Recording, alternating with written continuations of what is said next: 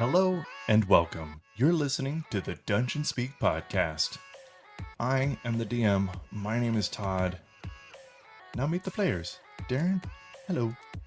Hello, my name is Darren, and I will be playing Seltra, the Drow Artificer. Hello, my name is Marshall, and I will be playing Fallswind, the Leonin Barbarian. My name is Steven, and I will be playing Karist, the Dragonborn Druid. Hi there, name's Brittany, and I'll be playing Laurel, the half-elf paladin. Hello, my name is Becca, and I'll be playing Movari, the Tiefling Sorcerer. And today we're going to be doing a little quiz called How Many of These 80s and 90s Rock Songs Do You Know? And it actually says medium beside it, so I'm assuming that means there's like hard mode and easy mode. But let's have some fun. Darren, are you ready to get this underway? Oh, yes. Hell yeah, you are. Did Fleetwood Mac sing the song The Chain? No? Fucking no. I'll be real honest. Forgot to do that though. Oh, you forgot to actually drop it. Okay. I'm Well, gonna go with no. That doesn't really matter, so. I didn't look it up. But no, I'm kidding. I didn't look it up. Marshall? Did the outfield sing Your Love? I want to say no, but I'm gonna go with yes, just because I'm weird like that. So yes. Yes. Alright. Oh. Damn it, Steven. You know this one. Probably. Steven, did Bon Jovi sing Okay. It's My Life? I can hear. Yes. Not Okay. a question. Brittany, yes. What's up? What's You might up? not know this one. Probably not. Did Journey sing the song Don't Stop Believing? Sweetheart. Yeah. Yeah, it was Journey who say "Don't Stop Believing." Alrighty. Sweetheart, Becca. please don't embarrass me. Yes. Did AC/DC sing TNT? I don't know. Oh, come on! Oh no. You can do this. Believe in yourself, and almost anything is possible. I'm just gonna say yes, because I don't know. Yeah, you are. Darren, What's up? did Bryan Adams sing Summer of '69? Man, why do I get the one with like specific names and they get ACDC and Bon Jovi? You don't know? You picked it. I know the song, I don't know who sang. Yes. If it makes you feel any better, it was him. Okay. I actually had that song on my playlist. My very new young people playlist. Marshall, What it do? did Pink Floyd sing Comfortably Numb? Yeah. Dude, that's actually, I didn't know if you were going to know that one. Hey, Steven. Oh, this is stupid. Did Queen sing Bohemian Rhapsody? Yes. Yeah. What is with this quiz? What is with this quiz? What is with this quiz? You're Is just anybody old. else noticing a trend? And after it gets Yes. past me, all the questions are super fucking easy. No, that they all have one answer so far. Yes and I no? mean, the yes or no question. Yeah, Yeah, but this is great. they've all basically just been yes. Not all of them. Pretty close, though. Brittany, What's up? did Bon Jovi sing Wanted Oh. Dead or Alive? Let's go against the grain. And I don't know. Part of me feels like we're gonna have an erupted booze. No. Boo. That is also on my playlist, actually. Gosh darn it. Whoa, I don't know the song. Uh-oh. Oh, no. Oh no. Oh, hey, Becca. Hi. No. Get this paste ready to go. Did, Hey, Becca, did Rick Springfield sing Jesse's Girl? Oh, sh- Oh, no. I think I do know the song. I know the song, I just don't know who sang it. I'm so bad at this. I don't know. I honestly don't even want to get my opinion. Like, that's how non-confident I am. I'm just gonna say yes. Keep the trend going. All right, fair enough. Way to get out there and strike out on your own. Darren, What's up, hey, did Green Day sing Brain Stew? man? What the fuck? Is that a real song? People, I don't know if Green Day sang it. No, go with that. Okay. I'm Because disappointed in you all. they did sing it. Uh-huh. I don't know all of Green Day songs. Maybe if it was like Good Charlotte, I would have known the answer. Dude, Good Charlotte. I liked the band. I liked their voice, but they sounded suicidal, and that's why I was like, yay, kinda.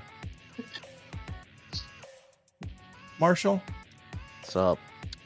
did Queen sing Killer Queen? Are you butt fucking me? Yeah. Steven. Mm. I actually don't want to ask you because it's stupid, but I'm gonna do it anyways. So are my last two questions. Did Metallica sing Enter Sandman? Yes. All right, Oh, sing it for us. I know you loved it. I know, like this isn't a quiz. This is bullcrap. Did you This know? is obscure song from Green Day's actual album that wasn't played on the radio by Green Day. Hey, do you know this very obviously Queen song? Oh, wait. Do you know Bon Jovi exists? Wait, before you talk too much trash, Brittany, Oh no. did Led Zeppelin sing Black Dog? You know, I don't know any Led Zeppelin. They have a few good ones. I mean, like, sure, why not? I mean, it seems like every single question is yes. All right, fuck it. Am I right?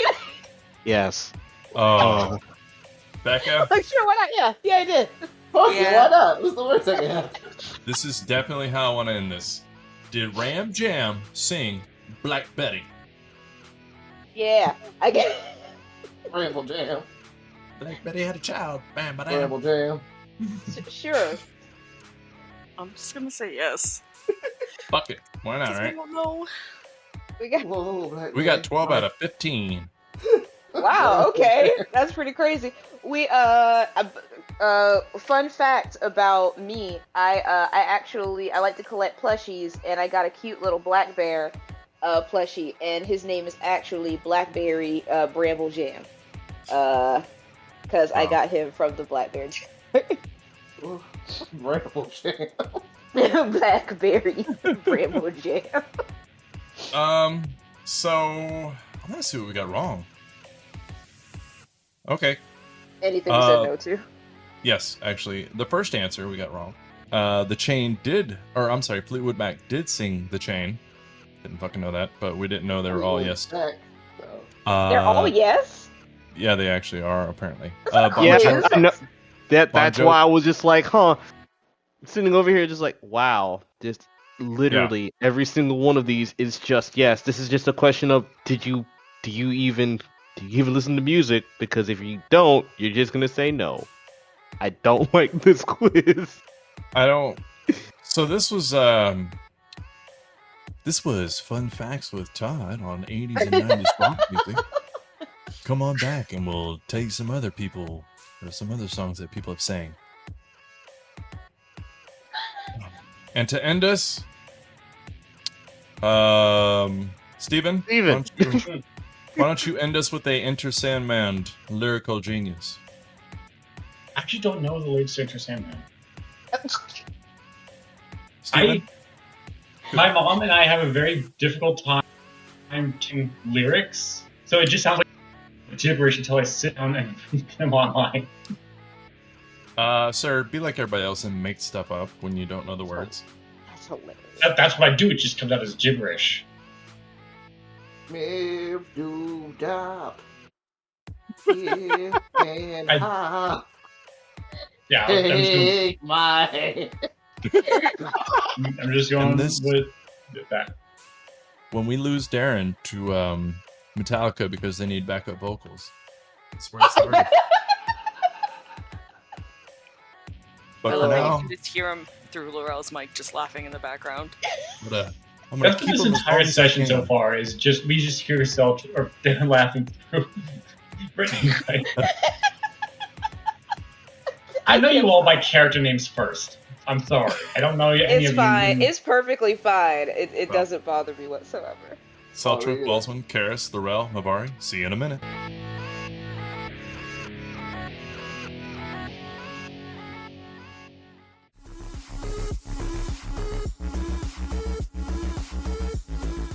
Hello there, my friends. My name is Todd, and you are listening to the Dungeon Speak podcast.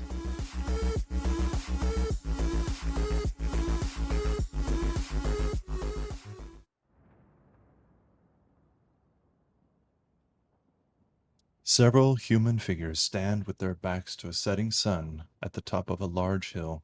They all look down at a large city of stone, dirt, and rocks as fires and screams can be heard from below. As the setting sun casts shadows over this great city, an orange serpent seems to take shape as the fires spread. The fires caused by war. 3 figures stand out who are surrounded by men clad in bronze armor. Some of these armored men wield bows and swords, but most of them stand at attention using long and bronze-tipped spears. 2 of these 3 figures have horses beside them. One of these people, a pale woman with long brown hair and a blue dress, stand in front of the others. She looks down with tears in her eyes. War is never a good thing, and this is not the first war she has had to watch from the sidelines. Each scream seems to jerk at her. Each time she hears a weapon in the distance, she can feel another thread cut. She can feel another future halting abruptly. 2 other figures stand resolute next to their armored horses. One, a very young-looking man, twirls a wooden-carved swan in his fingers as he strokes his bow that is resting on the horse's back. He has short, brown, wavy hair. He has an athletic build and a toned body clad in brown silken tunic and a bronze silken chlamys over his left shoulder and tucked into a heavy bronze belt. The last of the figures is a young woman with wavy black hair. Her black eyes narrowed as she surveyed the burning city. She wore a white kalubas, modeled after a sleeveless tunic and made of silk. She gripped a bow that glowed blue and purple tightly in her hands, and she wore a leather and gold arm guard on her left wrist. An old soldier rides up, quickly dismounting and standing before the young man. As this soldier in bronze armor takes off his helm and stands next to the boy, a clear difference in size shows. The boy, showing his age, should have been around 6 feet at most, but he towered over this soldier by at least 2 feet. The older soldier, decorations and battle scars showing, saluted the boy. The boy just raised an eyebrow and looked towards the soldier. Yes? All soldiers are dead. All blasphemers have been killed. The tribute has been gathered. All have been killed. The old soldier looks at the woman in the blue dress before continuing to talk to the boy. All of the soldiers and the blasphemers. There is only one person remains, if you want to call her that. She is still alive. It is the woman who fought to save the temple. She still fights. She is known. Her name is... Her name is not important. Go and capture her. Do not kill her. I have a position for her that will keep her tied to this existence that she treasures. With that, the older soldier gets back on his horse and rides off down the hill towards the city. The young man looks at the young woman and starts to approach the woman in the blue dress from behind. The young woman turns to the soldiers nearby and starts talking to them. Does it make you sad to see these creatures die? Creatures. Your wording is chosen carefully as usual. But these were people. They were brothers, sisters, fathers, and mothers. Every soul lost, a soul desired and loved. You're not seeing the big picture. The woman in the blue dress smiles slightly to herself as she wipes away a tear. I only see the big picture. The young man smirks to himself as he pulls a box out from his silken tunic. It has 6 sides of clear glass inside of a golden frame. He looks back at the woman holding the bow. She has an arrow nocked, and the soldiers surrounding all of them begin to draw their weapons. She begins to approach and take aim at the woman in the blue dress as she continues to stare at the burning city, tears in her eyes but her breath steady. Then you know what comes next. Be peaceful. We do not wish to hurt you, but we will. We do what we must for the betterment of our kind. Our kind. Interesting. Do it now. I will not wait. The young man mutters under his breath, and a blue light emits from around the glass box. The soldiers around them get nervous, and the young woman prepares to fire an arrow. However, there are no more sounds, and the woman in the blue dress does not move. She closes her eyes over soft tears as the screams from the city below echo in her mind. As the boy starts to smile, there is a flash of blue, and the woman is standing there, no more. The soldiers sheathe their weapons. The young woman releases her held breath and relaxes the bow. The young man, however, fingers the box in his hands. The glass box now shines with a blue light inside, and there are shapes of a waxing crescent moon on every side of the box. The two figures and the soldiers make their way to the burning city as the sun sets over this hill, leaving no trace as to what happened to the woman in the blue dress. As the sun sets on the solemn hill and the fires of the city below crackle loudly, one soldier approaches the grassy hilltop where everyone previously stood. Where'd everybody go?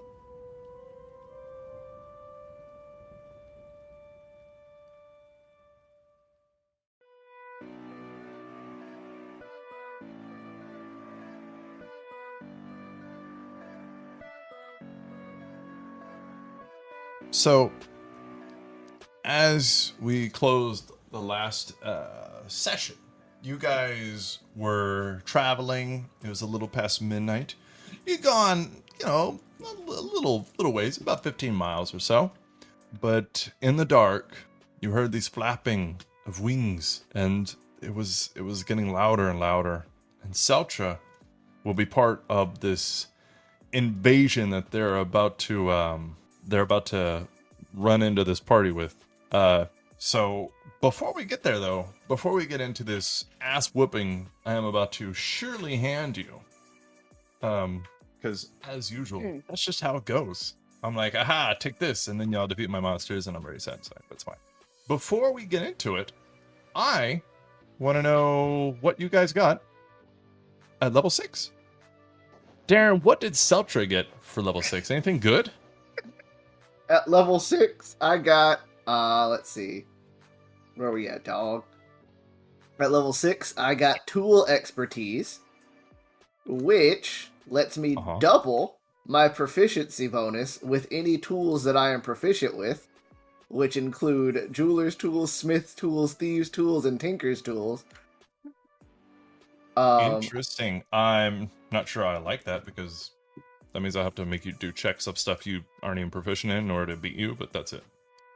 I mean, if that's the route you want to take. I also got a new spell, which I think I just took. I think I took Enhance Ability. And then, what else did I get at level 6? Oh, I got 2 more infusions, and I can make 1 more infusion per day. So I can make 3 infusions now, and I got 2 more that I can make. And I took Spell Refueling Ring, and Repulsion Shield. Like a ring of power? Spell Refueling Ring lets whoever is wearing it recover 1 expended spell slot of 3rd level or lower. Ooh.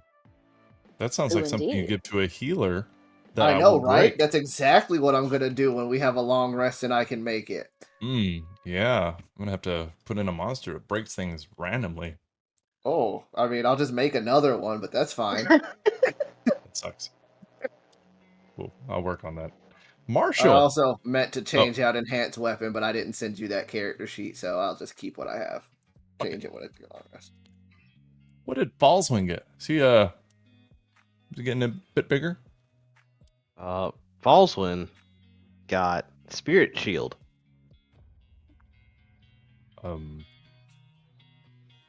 Is that where you guard yourself with ghosts? I mean, what does it do? If you are raging and another creature you can see within 30 feet of you takes damage, you can use your reaction to reduce that damage by 2d6. Whoa. Nice. That's pretty massive.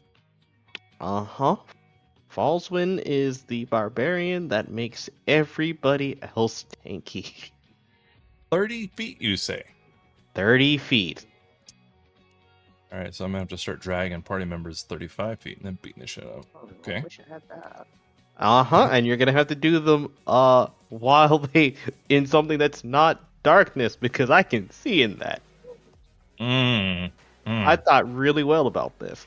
Speaking of seeing in darkness, what did Karis get, Steven?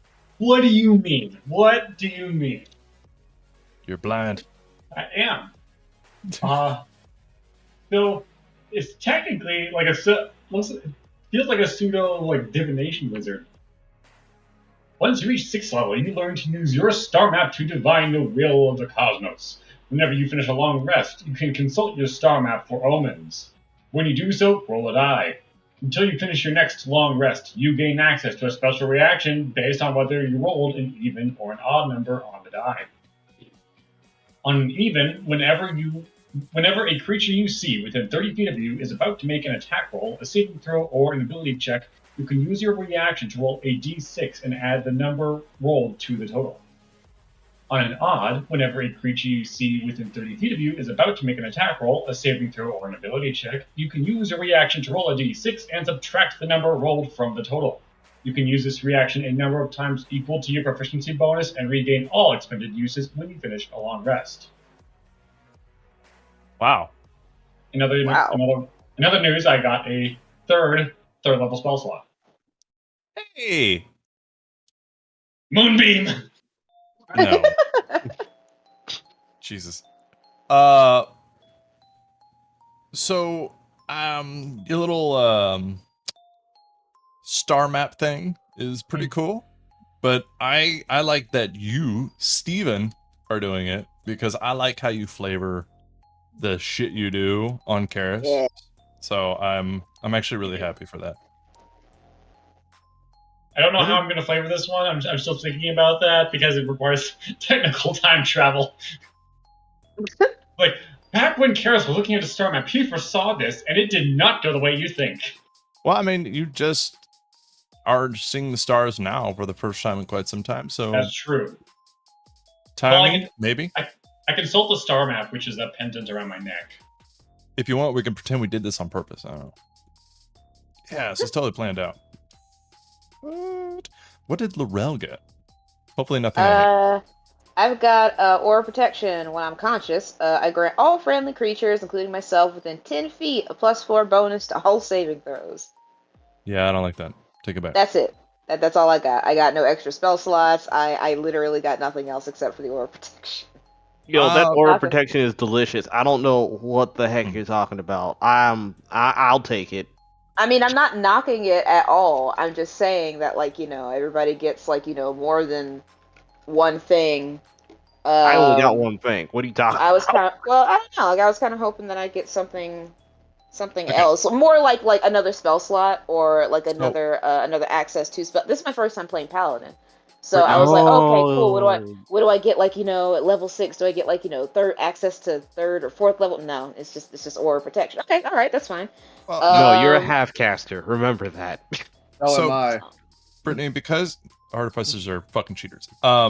So Brittany, because I like you and we're friends, if you want to take away aura protection, I mean, I'll give you a spell slot from any spell list you want. No, I'm not gonna do that. That would be very foolish. No. Also it'll incentivize people to actually be close to me, since I know I'm a werewolf and everybody treats me like the freaking plague in battle, so maybe that'll incentivize people to actually be next to me. I do Yes, there's nothing like forcing people to be your friends. Yeah. Friends. This has been social advice with Brittany. Have an aura of goodness around you, and everybody will want to be your friend, regardless of the fact of whether they think you're going to eat them or not. So Laurel right now is the equivalent to the guy with the big gun.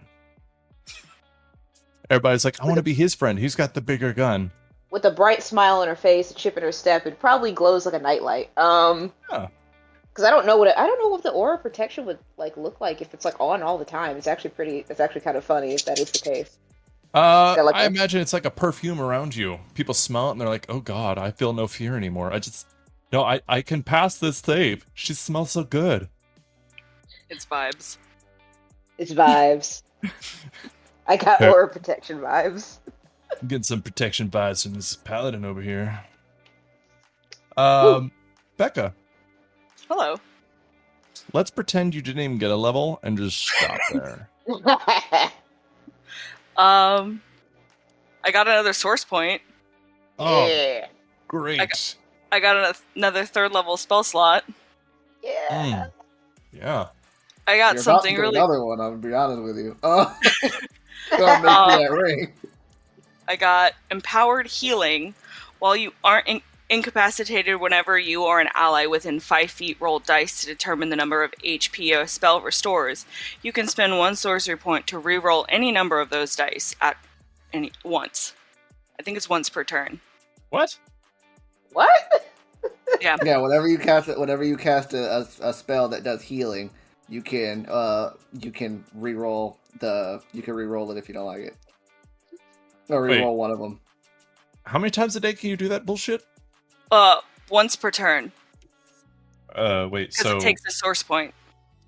Okay, so you can do it as many times as you have sorcery points? Yes. You just fucking reroll heals? Yep. Mm-hmm.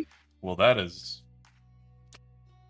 cool. I also got a really Cool. beautiful new spell that I cannot wait to cast. I can. It's called Haste. No. Yeah. You got haste? I picked up Haste, and I cannot wait to put it on Fallswind. I can. Yes. Okay, listen. Becca, do you remember that one time I was like, hey, do you want to play this little game with us? Well, I don't know if you've ever heard of it. It's called Dungeons and Dragons. Well, I have a few regrets in my life. I'd like to tell you about one right now. I hope it's one of them. Yeah, it sucks. Well, good for everybody. I'm glad y'all got some cool shit. Woo. That blows. Let's talk about light. So, right now, you can see yourselves on the map. Y'all are moving through this. It's basically a wide-ass valley. It's miles wide. But it is still a valley, nonetheless. It is nighttime. A hair past midnight. The moon is out, so you can see slightly. And those, I put around the square of the party, where the dancing lights would be. So I have loaded everybody in the middle of this little roadway. You can rearrange yourselves as you want. I'm going to give you a couple minutes to do that, and then we're going to get this underway. So- 2 questions, DM. Which Ooh. way is the way that we are walking? To left or the We're right? currently walking north. So you are going this way. Okay, excellent. Second question. What phase is the moon right now? So it looks like you're walking, and it looks like a full moon was recently. Like you can see the traces of a full moon, but it looks like it is dissipating. So you feel fairly confident in your fear of the full moon, that you are safe for quite a few days. Alrighty, Really excellent. confidence in your confidence. And last question, DM. These 2 mounds on the side of us, are those like raises in like kind of like not cliffs but like hills? Those are like 3-foot raises out of the ground. Like just little mounds of dirt that have gathered up on the side of the road with the passing of water through here. That if you wanted to, you could actually use them as cover by going prone. Okay. All Just in right. That's case. all I wanted to know. I just yeah, that's all I wanted to know. Well, let's roll initiative. Did we not do that last time? Oh no, it's perception. Yeah, we're gonna have some fun now. Hold on 1 second, because No. I fucked up. What we do have to take into account now is that I'm screwed when it comes to perception checks during the day, because we actually have daylight now. Oh no, I forgot about that. And Seltzer has sunlight Okay. sensitivity. Huh. It's okay. We'll get you some glasses. We'll get you some glasses. That's funny. I like that. Yeah, some ye olden sunglasses. All right, let's get these initiatives going. Seltra. 23. Wow, that's a lot. I rolled another 19. Allswin? Also rolled a 19. 21. Urel. 8. I'm sorry, what now? 8. Okay. Karst. 16. Ooh, well, that's way better than you usually do. Yeah. Mavaria, sorry. 11. Hey! Wow, you guys rolled high. I made it to double digits. Yeah, I mean, I don't think you've ever done that. I haven't. You know what? Good for you. Karis, what's your dexterity bonus? 3. Asking for a friend. Okay. Well, you know what, guys? This is gonna be real fun. So, Seltra, you can see the furthest, and as you can see the furthest, you see this group. I'm sorry, you can see a big guy running in very quickly, and you hear in the distance like a as you see him start running in, and he is about there. And he's like a big looking dude. He looks a little bit like a cross between a frog and a lizard. If they were juiced up and had spikes all over them. You can see his yellow eyes and he's kind of glaring at you. Or I'm sorry, you can see his gray eyes because you have dark vision. I forget sometimes. We're going to skip his color. That's fun. And it looks like he has warts all over him as he's running at you. He looks like a muscular bullfrog that has spikes, and we're just gonna go with that for now. He does have 3-fingered clawed hands, and three clawed toes, and he is a large fella, like 10 by 10 large. Hey there, big fella. Yes. So he's gonna come Nice. bounding at the party. He can't really go that far though. All right. Shit. So he's gonna wait. How do I? Let's get off the measurement tool. Okay. So he's gonna go here because that's actually legit as far as he can get, and then he's gonna swing at LFD because LFD is at the back. So Oh, yeah. yes, exactly that. Does a 9 hit? No. Okay, you see him run up and then chomp down at LFD, and LFD is so small, and he just kind of like rears back and swings with one claw and then swings with the other. He gives him a left and a right. 18 and a 14. 18 hits, 14 does not. Fair enough. He takes 13 points of slashing damage as his claw just strikes the shit out of him. I don't And then remember let's how. have some fun here. Let's see here. Razmi, LFD, Chorus, Mavari, Seltra, Laurel, and Falswind. That is, let's see, 1, 2, 3, 4, 5, 6, 7. 1d7. That's fucking delightful. Yeah, a hat trick. Mavari, you talk a lot. Can you roll a 1d8? Ignore 8.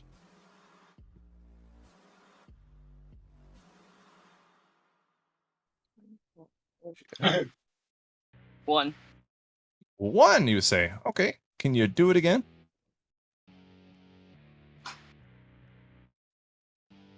Six. Alrighty. Can you do it again? How many of these do I need to roll? 4. 5 and 3. 5 and then a 3. Okay. So, as you're looking at this ragtag party and you see this guy stumble up behind you and just start striking the shit out of LFD, you see Razmi actually kind of like look back and fear for her life as this again frog looking, oh, this one's in the light, yay, green, like bug-eyed, horned, long-eared, long-tailed thing flies up to her, and just kind of like you can hear the flapping of its wings, and it's very, very small. But he's actually gonna try to claw at her. And We don't see it. yeah, that's he's still invisible for now. Oh, okay. I didn't know if you. Wait, what? No. Oh, invisible to us. How did... Yeah, that's a 13 to hit total. That sucks. Okay, so he comes up and he misses, but the next one, number 2, you see him come up over the hill. Well, you don't see him come up over the hill. He is over the hill and all of a sudden strikes at Laurel. Laurel, you just feel this probably whooshing because of your fucking AC. That is a 23 to hit. Oh wow, that actually hits. Alrighty, so you take 6 points of piercing damage. Feel the burn. But I would like for you to make a Constitution saving throw, please. Alrighty. I actually got pretty gosh darn decent constitution. Yeah, you do. All right then. The 13. A Is that with 13. your +4? Oh yeah, I forgot it's saving It throw. applies to you forever. Yes. Yeah. Yeah, all your saving so throws that's suck now. It's 17, baby. Thank you. Alright. So 17 does pass. Yay. I don't want to say it is just yet. Seltra. As you're looking at LFD and you're like, oh my god, no. At the same time, you feel whooshing beside you as this one definitely hits with a 17. Nope, does not hit. Go fuck yourself. Alright. So that one makes himself Thank visible. God. Does All right. absolutely nothing. LFD's getting hit. Seltra's getting hit. Raspy's getting hit. Laurel's getting wind. Mavari, you're in the middle of this group, and all of a sudden one shows up as he claws at you also. Oh, another 23. Does a 23 hit? Yeah. Okay, you take 9 points of piercing damage, and would you please make a Constitution saving throw for me? Ooh. That's a weird noise. I'm actually proficient in those. Ah. Yeah, that's going to make holding concentrations on spells really good for you. Bummer. 13. Alright. So you do not feel any effects. Actually, nobody does. Their DC is pretty low. But that is where we actually start this fight. Seltra, you saw them all go. You're about to go twice in a row because this is the surprise round. You get to act in it. What do you want to do? I'm gonna attack the one who attacked me. Yes. Do it. First I will use my bonus action to have LFD give me the help action. And then I will attack old boy right next to me. Alrighty. You can't hurt him. Does a 15 hit? I believe so. Alright. Yes. Alright, so.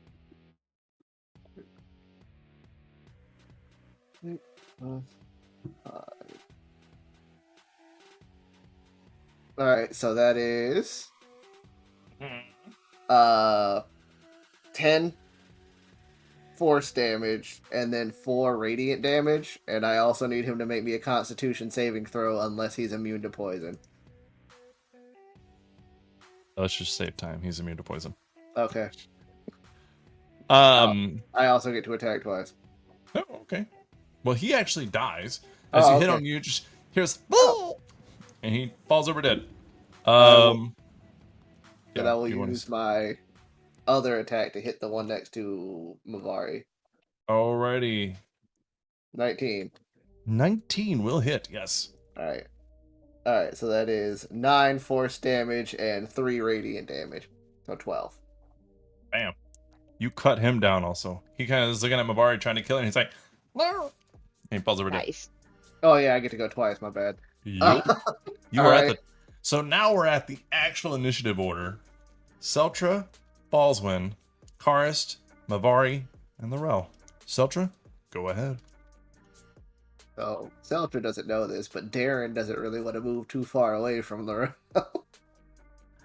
Por qué no? That sweet bonus to saving throws, but I also don't want to bunch us up too much. So what I'm gonna do is I'm gonna have Seltra use his bonus action to cast Branding Smite, and he is going to step right in front of Big Frogus. Alrighty. And then Seltra will make dose attackies against the big guy, Alright. but without the bonus of LFD. Does a 12 hit? Unfortunately, a 12 does not hit. Does a 22 hit? Definitely hits. Alright. This isn't gonna hurt. I just want you to know. You know, all's fair in love and war. And he don't love you. 3d6. Oh shit, what do I do? Damage. What do I... Yeah. So that's 25 damage. Holy... That Fuck is 9 force damage and then 16 radiant damage. Does Branding Smite do anything else? Branding Smite. The attack deals extra 2d6 radiant damage. The target becomes visible if it is invisible. The target sheds dim light in a 5-foot radius and can't become visible until the end of the spell, which is 1 minute, or until I lose concentration. He's not going invisible, so we're good I mean, there. fair, but I mean, he can't now. He definitely can't do it. Here's my question: why the fuck does an artificer get branding smite? Like, what the fuck? Because I don't. I guess it's just the type that I am. Cheater. Fucking artificers. Never gonna like them. All right. Let's see here. So after that, it is Falls one. I was about to say, don't skip over me. I'm reading a lot. Give me a break. All right. Baldwin, what would you like to do? I'm gonna take out my halberd, and I'm gonna first, because Laurel's not here, first going to just strike out at number 4. So I believe number 4 is dead. Yes. Number 4 is dead. Number 3 is dead. right. So I guess I'm attacking number 2 then. Alrighty then. Yeah, leave the caster out there by herself. I see how it is. Oh, I mean, depending on considering how weak these guys are, does a 25 hit? Jesus. Yes. I'm gonna show you a little bit behind the screen here. Their AC is 13. Where was literally any of this during the boss fight? These good rolls. Yeah. Yeah, I emailed Discord before this, and I was like, "Hey, let all the rolls be shitty." And Discord was like, "Lol, you got it." Wow, so that's 12 damage. Yeah, he did. So you stab him with this halberd, and he just kind of like flies backward against this little dirt mound over Laurel's head. All right, cool. I need you to move me here. Yeah.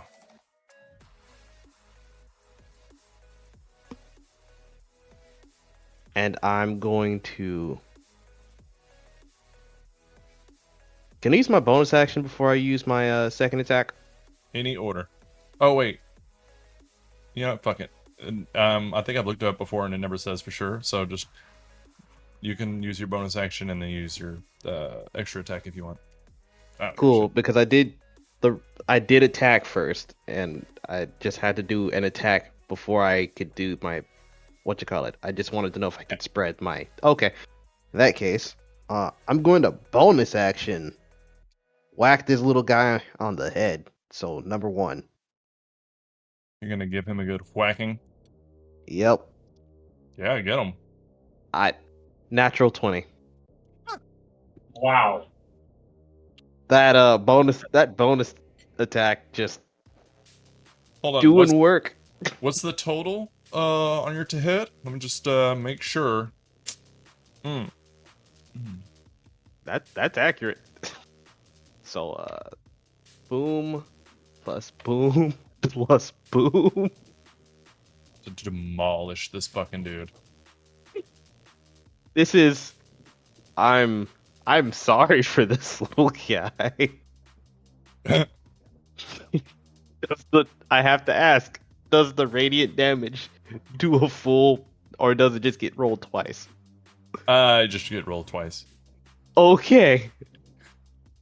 Then he might not take... It won't be as devious. Oh, thanks. It's still gonna hurt. 16. 16. God. So this little fucking dude came out of nowhere, invisible, stabbed at Razmi, and she's like, "Oh my god, no!" And then Fallsman chops a dude off, comes over here, and just smashes dude to the ground, and he just kind of like explodes underneath the force of your halberd. Cool. Now I'm gonna attack the big guy. Yeah, he just kind of looks at you really mad. You hurt Charlie. Don't care. Oh. 22. That'll hit, yeah. All right.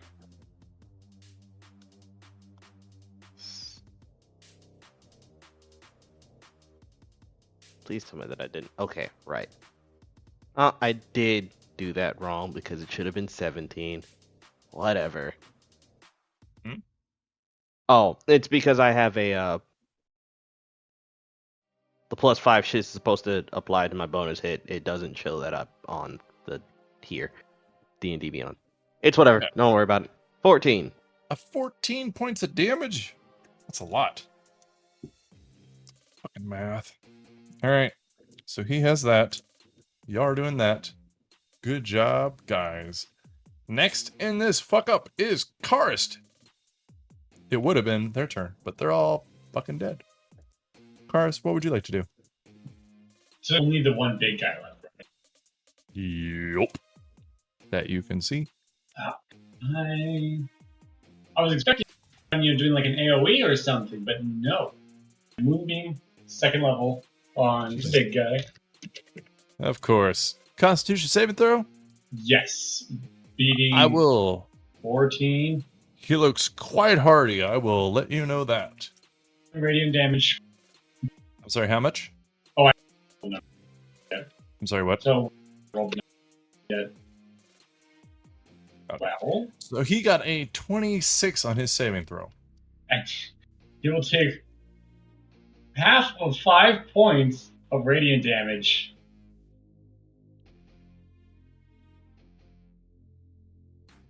Alrighty. So he will take 2 points of radiant. You and that moonbeam.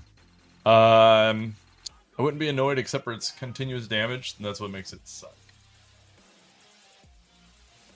Oh. So after that, Karis, is there anything else you would like to do? Nope. Okay. So this big old frog fellow, this spiky McToadsome. Oh, he's got 2 targets that have hurt him: Fallswind and Seltra. Fallswind did almost the same amount of damage. So we're gonna play a little game called Even and Odd. Darren, go ahead and roll a 1d2. Marshall, do you want to be 1 or 2? I'll do 2. All right. Yay, it's 1. Is it really? Yeah. All right. Darren, you saw this guy swing at LFD already. You already know he's going to lunge at you with that big ass mouth, and then he's going to claw with his left, claw with his right. And let's see what he's got. Bring it on, Froges.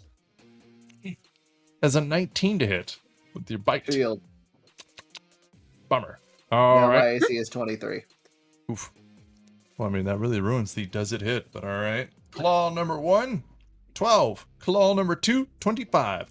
Damn. Alright, I got hit once. All right.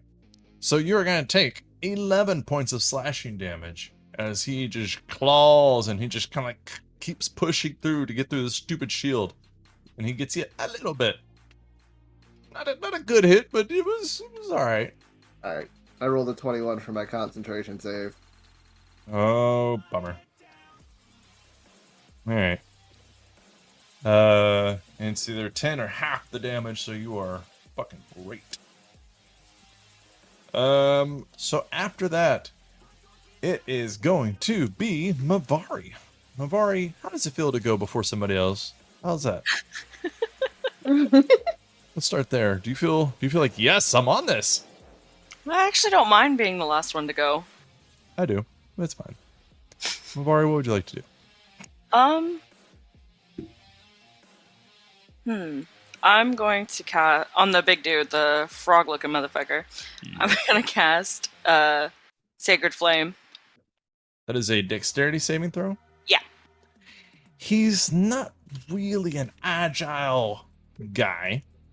Mm-hmm. We're going to give this a go. That is a 21. He makes it. Rolled an 18, I'm sorry. Oh, I mean, you don't know what I rolled. It was pretty high. I don't know what I'm doing. All right. What else That's would you it. like to do? Okay. I'm in a pretty safe spot. There's a lot of people around me. I'm pretty good right now. Yeah. I mean, these guys came in there, tried to assassinate, didn't do shit. Mm-hmm. Fucking Marshall took out 2 of them. Seltzer took out 2 of them. This is fun. Laurel, you were at the front. Somehow you're now at the back of this fight. What do you want to do? Let me see. I'm gonna come. Okay, can you put me right in front of Fallswind, past LFD? Dunskies. Alrighty, and then I am going to help take on Froggo Boy. And I'm going to Walk up we to can him take- because he is a large and hardy looking fella. Indeed. Oh, Yes, it's gonna hurt some my hit. heart only a smidgen because I love Frosies, but it's okay. I'm gonna take my warhammer. I'm gonna crack him across the face with it. All right. Let's make sure that modifier is correct. I always like to double check and make sure. That is a 26. A 26 will hit. Yes, ma'am. Lay Alrighty. it out. Okay, so that's plus 4 plus 1d6. Oops, my bad. Plus 1d6 radiant damage for. Really? Okay. So that's somehow 8 damage total for the first hit, but I'm actually going to throw a smite on top of that. Oh, okay. And he is a fiend, so you do get another d8 onto this. Okay, excellent. So then that's, let me see, extra radiant damage for each level. Well, let's still keep it at. So let's say that'll be 3d8 for right now. Alright, so what is this gonna be? 11 extra points of radiant damage towards the frog Jesus. boy. Alright. And I'm not so done. Once more. he is fucking hurt. Once more. It's time with feeling. Alrighty. 25. Yes, ma'am. Where were these rolls when y'all were fucking when Laurel was That's a getting her good ass question. kicked? That's an extremely good question. I was wondering the exact same thing. You guys either steamroll encounters or it's like, oh god, what are we Oh gonna no, do? that seems to be the thing. We either There. dominate or get our asses kicked. There is no in between. Exactly. That's 13. That's, oh my goodness. That's yeah. That's 13 total. Including the +1 radiant damage. And you know what? Laurel's she's in a kind of a mood right now. So yeah, no, she's gonna add another smite onto it. Oh shit. Yeah. So Let's like, go. her feelings would be 20 radiant damage. This fool is very hurt now. You can see him bleeding this black blood all over himself as you are cracking bones with that fucking hammer. Woo! Can a brother relate? Well, alright then. I regret to say this, but Seltra, it's your fucking turn. Well, Kill him fortunately for gently. him, branding smite only lasts for 1 hit. So, unless I do it again, which I'm not gonna do, I'm gonna have LFD give me the help action as my bonus action, and I'm gonna hit him 2 more times. Alright. 12. Oh. Really? 12 and 13. You know what? He smells weird. You don't like him. I get it. Make a Constitution saving throw. Uh-oh. Is he poisonous? Well, he is rather large. He smells weird. You could say he has a stench about him. This is important for kidney failure. Is it poison? Because Yes. if it's poison, I have disadvantage. Oh. Yeah. Or be poisoned until the start of the Shit. next turn. 14. A 14 is the DC. So yes, nothing happens, but you smell this stink about him, and you're like, oh, what the fuck? And maybe Thank God that's- Laurel moved next to me. Uh-huh. 'Cause that Oh, would've been yeah. bad. I forgot about her cheating ass. All right. I'm sorry. Her awesome paladin. Yeah. Yeah. Sometimes I get my English mixed up. Weird that it's my first language. So next in the initiative order, Fallswind, I'm gonna do what barbarian do, and I'm gonna swing this halberd. Take off all your clothes and make love to him. Not with that though. That's what Arnold 13. Schwarzenegger did when he was a barbarian. No, I'm talking 13. about the 13. A 13, unfortunately, does not hit. 10. 10 points. Oh, wait, what? That was my second hit. Wow. And now the rolls go downhill, and he kills the whole party. A 10, unfortunately, will not hit, no, sir. Bonus action 24. Of fucking course. Yes, a 24 does hit. Yeah, now on brand. Whatever. For 9 damage. I should have raged. Alright, 9 points of damage. He is really hurt. Laurel just fucking fucked his life up. He was doing pretty decently. She did a little over 50 points of damage right there. So, after that, Karis, it is your turn. And you know that if you do not take him out, he's gonna go all out again. This time, a little bit bad. Oh, also false one, I'm sorry. Constitution save it throw, please. Oh.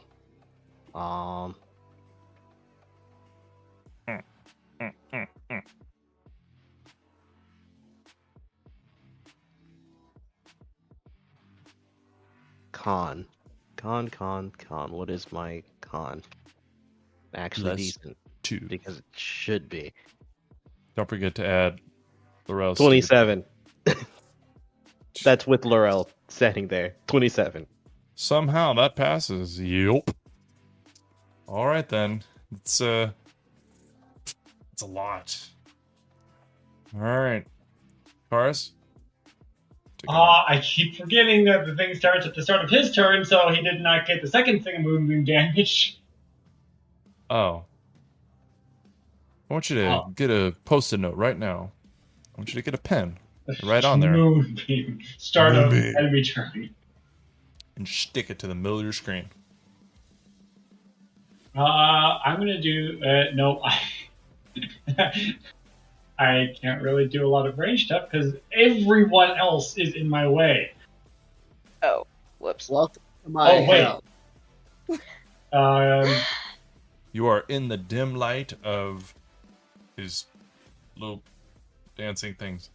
All right, and then I'm going to do a breath attack. Oh. So GC 13 Dex save.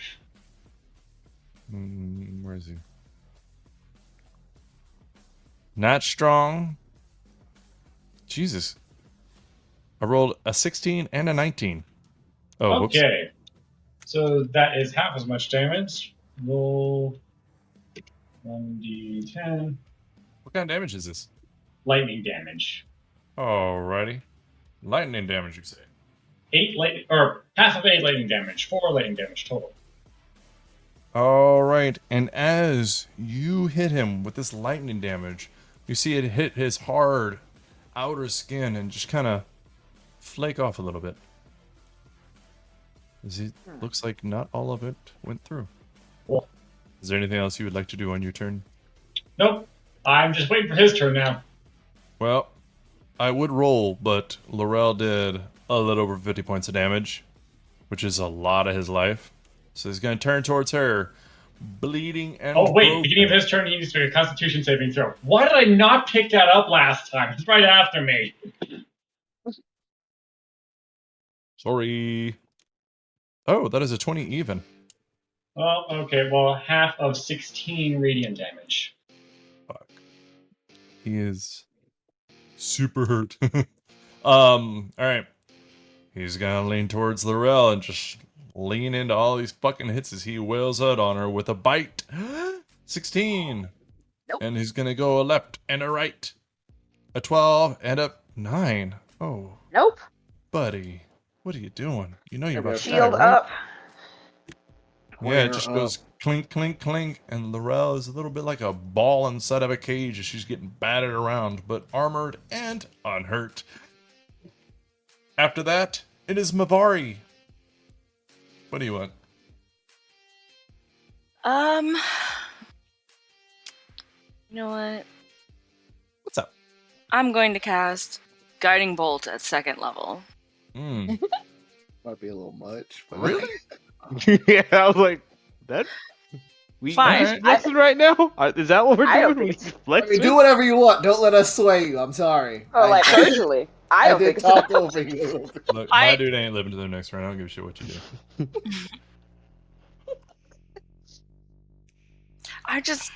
Sometimes my rolls miss a lot, and I'm just scared. That's all right. Destroy Flex him. on him. Do it. Turn Do him it. to ash. Please, God, roll a natural 1. Please don't put that on me. Alright. 25. Yes. That is not a natural 1. I was And gonna say, Todd, pretend like you're rolling for the enemy. not a like.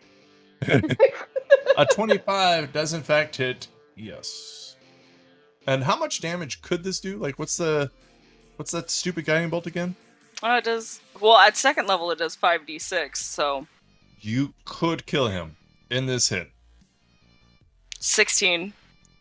or that could happen. He is so gosh darn hurt. I'm gonna say it. He's so hurt right now. Seltra started his life, his character, with more hit points than this. Oh. Yeah. Oh. He is barely attached to this mortal coil. Would you say he's a Morian away from death? Yup. Laurel, this is what you do. You fucking kill evil shit. Kill this evil shit. Indeed, I shall. Yeah. 22. A 22 will hit, yes, ma'am. Oops. Take him out. Okay. Take him down. Finish him. 6. Finish him. That's 14. 14 points of damage. And as you crack him with this hammer, he drops down a little bit to his knees as you crack him across his head, and you hear his skull crush beneath the weight of your stupid hammer. As his big ass falls to the ground and just kind of like fucking shakes the dirt a little bit, you could see in the distance, Seltra. Actually, we're gonna go with Mavari because she can actually see. Seltra's like, what's going on around here? So, Mavari, you can see these people passing by, and it looks like they have sacks or blankets over them. That look like they're a little bit of a mix of green and brown. Like it's some kind of like old-fashioned painting, but it's more of smudge, like a chalk. And you can see them just kind of passing over this way. Whoops, that's thrown. You know what? Fuck it, right there. So they're coming towards us? It looks like they're passing over the road, going from here to here. Oh, okay. Just kind of barely see them in the distance. You can see a younger looking man, like very younger looking, and he has long wavy gray hair. He looks like he has white skin, and then you can see an older woman. She has long, like, curly auburn hair, and she has more of darker skin. Like she has a really hard tan going on. But There's you can just see 2 them. of them? Yeah, and it looks like they've got this. Looks like they're huddled underneath like a blanket or like rough sack of some kind as they're walking. And it looks like they're dressed in like robe type looking garments. They look There's, afraid. There's people up there. For my own sake, is there any particular reason why Seltra can't see this, or is it because I'm just facing the other way? Yeah, it's just because you're not passive perceptive fucking Oh, shit. okay. I thought it was just like the Nah, way it's you 'cause said it. Her passive perception is insanely retarded, and Oh, okay, Seltra's cool. is like, I'm having a good time. Yeah, okay, fair. I thought it was like, oh no, there's like something obscuring Seltra's vision. I'm like, what? He's fighting What? in melee against something really big, and she's back there choosing what spell to fuck around with. Fair. Anyways, Mavari, would you like to say anything? There's people behind us. People? Yeah. And I turn around. I only have a dark vision of 60 feet. Do I see these people? Yeah, you can see them. Not very well, but you can kind of see the outline of them. You can see like a large hunch is what it would look like to you, like a tent, kind of Mm-hmm. in the moonlight. Oh, okay. Did these things like disappear or like disintegrate like the last batch of demons or devils or whatever we fought, or are they just actually just still here? No, it looks like a husk of skin and bone and black blood that is oozing onto the ground. Ew. Okay. Um. All right. Looking to Well, cook one up. not even close. All I right. guess we can try to flag them down. Maybe they can give us a ride to the next town between Delphi, if there is one. Mavari, I will say you can tell they're looking at you and still walking. Mavari, I don't want to say you can see their facial features, but you can probably sense that they're like human. You look like a half demon, half devil, so maybe not the type of person they want to stop for. No offense. So Seltra will recast dancing lights and make and kind of arrange them for the full 120 feet, or not, or as far as it'll go down the road. So like behind, a little behind them, and then like at like point down the road so that we can see, and he'll just kind of like move the gross tiny demon out of his way with his foot, like gross. So these people that you don't know, you shine a light around them? No, it's like so like a light on us, a light behind us, and then like one maybe 20 feet in front of us, and then another 20 feet in front of them. Okay, So it's so like yeah. lighting the like street lights. Okay. Yeah, okay, that's cool. You can see light you guys up, and kick one of the small ones out of the way. Ballsman can kick the bigger one. They're stopping and they're just staring. We're just kind of clearing the stuff out of the way. Don't mind us. Yeah. I'm gonna like step forward, a little bit and wave my hand. Hello. Um, we're travelers.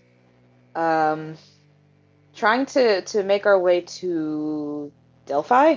Delphi? Is that what it was called? Delta nods. No. No, he nods. Like Oh, okay, all right. Delphi. Excellent, excellent. Delphi. We're trying to make our way to Delphi. Where are you all headed? Are you headed in the same direction? You see the woman and the boy kind of look at each other, and then, well, you see them look back, and you see the woman's kind of looking ahead and looking around as the younger boy goes, "You shouldn't be out here. The demons are, they go at night a lot. You need to get inside." Exactly, inside. We don't really have a shelter of any sort. Are you making your way to a town? You see them kind of come a little bit closer, kind of creeping towards the party. You are the only normal looking one, and that is I know. being polite. Well, okay, so Razmi is a half-elf woman, so okay, she probably looks okay, decently okay. But other than that, we have a Dragonborn, a Leonin, a Drow, who nobody likes in any universe, no offense, Ouch. and a half-devil. He's so friendly. She kind of she looks at the boy and he stops talking, and she looks back at you, Laurel, and she goes, "Are you with the dwarf?" Oh, I don't know of any dwarves here, so no. You know what a Um, dwarf is? yes. I don't. Don't pay attention to him. Don't pay attention to her. She kind of don't pay attention to her. Jeez, I promise. he's I frail. He's not a promise. woman. We mean you. I promise we mean you no harm. We're just trying to find a place to shelter for the night, if at all possible.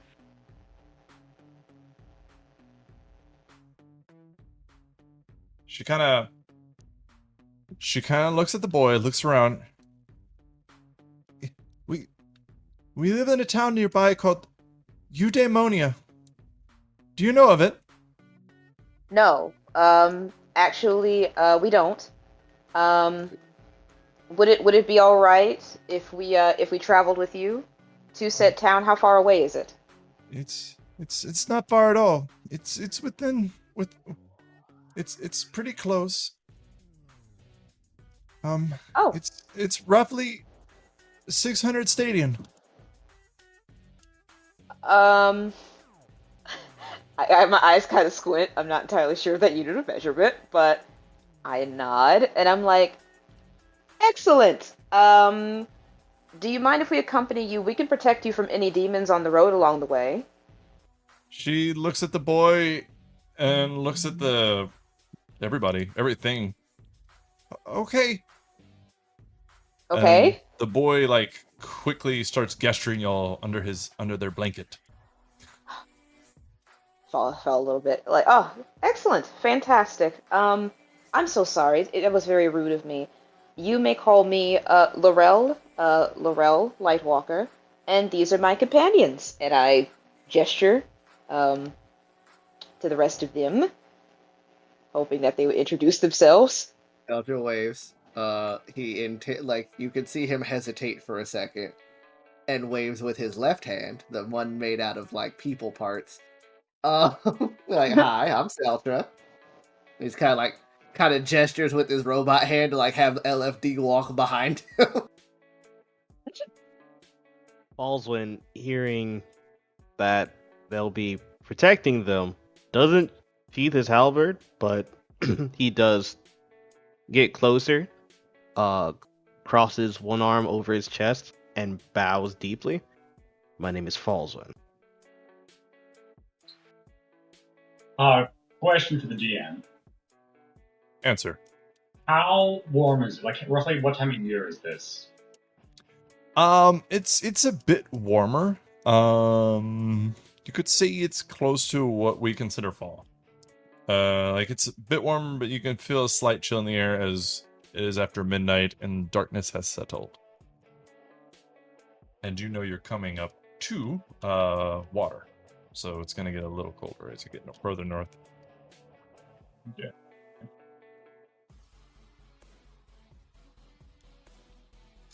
Just will Hi. sort of feel the air out, and he'll say, "Excuse me, is this place normally very cold? I do not see your. I do not see your feather guard." The woman looks at the child, the boy. Sorry, I shouldn't say child. He is a teenager. And then looks at the rest of you and looks back at you, Karis, and says, "What?" The feather guard, the bringer of winter. Where is it? I'm sorry. We don't know who that is. He brings no winters here. It's not a Falswin. man. It's a body in the sky. Falswin looks at Karst. You do realize we are probably not in the same plane that you're from. The rules here might be different. Chris will lean up to Falswin. What does that mean?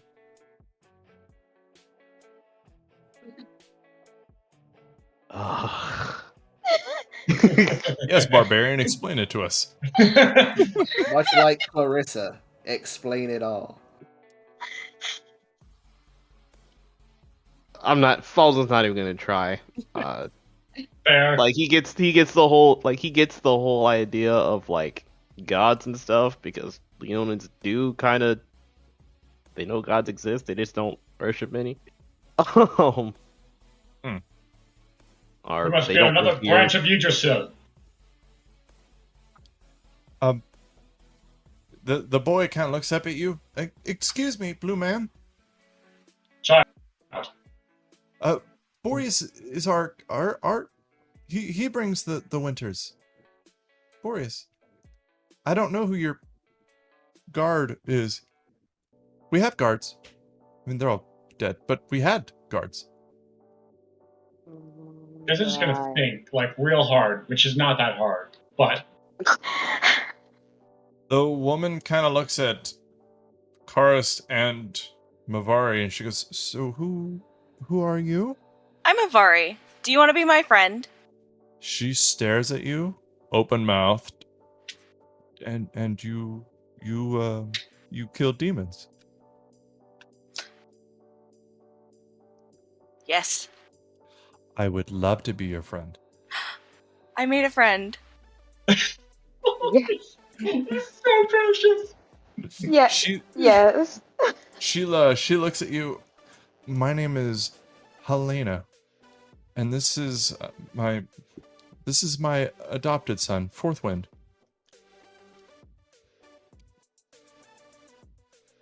Well, it's a pleasure to meet you both. I am Karis, former smith to the High King. Oh, we don't have a smith anymore. He was taken. You can help us. Taken? Well, Yeah, we'll tell you about it once we get still. We should get going. You guys are impressive, but we've seen them in numbers, large numbers. So you guys. I mean, I guess we could walk and talk. Let's do Yes, that. walk and talk. Let's do it. You used to have a smith. Does that mean you have a workshop? Yes, we have a small we have an anvil, and he had a hammer. He had a heavy hammer that he used often. Karis will hold up his own hammer, which is now on fire and glowing, because sure, why not? The boy is staring at it and just open mouth like, wow. Yeah, Seltra will make the dancing lights kind of like surround them so that they have light when they walk. The woman advises you to stop that. She says you are making us a target. They fly around at night a lot. Please don't do that. They'll just kind of like they'll snap his fingers and make it go away. She says about a week ago, they came in numbers and they killed everybody in the village. Well, not everybody. They killed everybody but about 20 of us, and now there's 6. You'll meet them when we get there. So they walk quietly, and if you had to guess how far it is, you know what? Fuck it. Y'all want to make survival checks? I'll give you feet. Sure. Yeah. Sounds fun. Yeah. Sure. I'm good at those. I'm not, but I'll make a check. Actually, pretty decent. Natural 20. Jesus. Oh, dang. 11. Huh. Dirty 20. God. I y'all- also got a 20. I got Yeah. a filthy 9. Let's go. So Seltra notices that y'all have been walking for miles, but everybody else, it's probably about 900 feet or so. You start coming up on this village, and go ahead. I'll show you the map of it. So this village is looks like there's a whole bunch of huddled houses on one side of the road, a whole bunch of huddled houses on the other side of the road. It looks to be some kind of workshop and stable on the far side of these houses, and there's a large house on the other side of those workhouses. The difference is most of the roofs have been torn off. The buildings have been destroyed, and like the big one, it looks like there's only half of it actually standing. It looks like this place was demolished and ran through by a mountain itself. And you can see there are blood splatters on some of the buildings as you pass by. It looks like dark stains on the stones, on like the cobblestones that these houses are made out of, and like the thatched roofs. And there are a couple of stone roofs, but most of them are thatched. But you all know what blood stains are, and you can tell at this point that that's what this is. And then she actually leads you to a house, one of the smaller houses that are next to the road. It's only about, if you had to guesstimate, 15 feet wide, about 30 feet long, but it looks like it is intact, like the roof is intact. And she leads you inside, And then once, well, I mean, all of you except for Karst are, you can see that there are people, 6 other people or 4 other people in this building that are pressed against the wall as you come in, and a couple of them have weapons, but most of them don't. Karst, when they close the door, somebody inside this building lights a candle, and then, whoa, oh my god, there's other people here. So, they're just gonna go around. The woman's gonna say, these travelers were on the road, and they killed demons. They killed a few of them, actually, and a rather large one too. They could help us. And she says that this one is called Laurel. This one is called Sautra. This one is called Falsman. This one is called Karst. This one is called Mavari. She likes friends. And they're all like just staring at her. One of the women stepped forward. She has like long, straight black hair and brown eyes, and she has a decent tan going on here. She says her name is Caitlin, and she introduced herself. Another one who has like long, curled auburn hair that's shaved on one side, and she has blue eyes. She says her name is Rose. She looks a little bit older, but not old. Helena is actually older than Rose by a good chunk. A young man steps forward. He introduces himself as Edmund. He has cropped blonde hair with green eyes. And he does not look like he belongs here. He does look out of place. He's nicer dressed. He does not look like he belongs in this kind of farmish looking community, small town area. And the last one is a man who introduces himself as Hadrian. He is an older gentleman. He has very long, curled, brown hair with brown eyes. And they tell you, but there's one more, but he's in the bed. He's been hurt. They kind of look at each other. He's a dwarf. Do you all not care for dwarves? You've seen dwarves? No. No. Yes. Yes, I have. I mean, I'm actually quite fond of dwarves. But then again, I don't know what your definition of a dwarf is here. Might I see him? Sure. Edmund, he's the one who looks out of place. He kind of holds his hand out for you to take his, and he's going to lead you over there. He tells you that he's actually a messenger. He says, I was on my way to this town to deliver a message to the magistrate here, but I was attacked in the woods.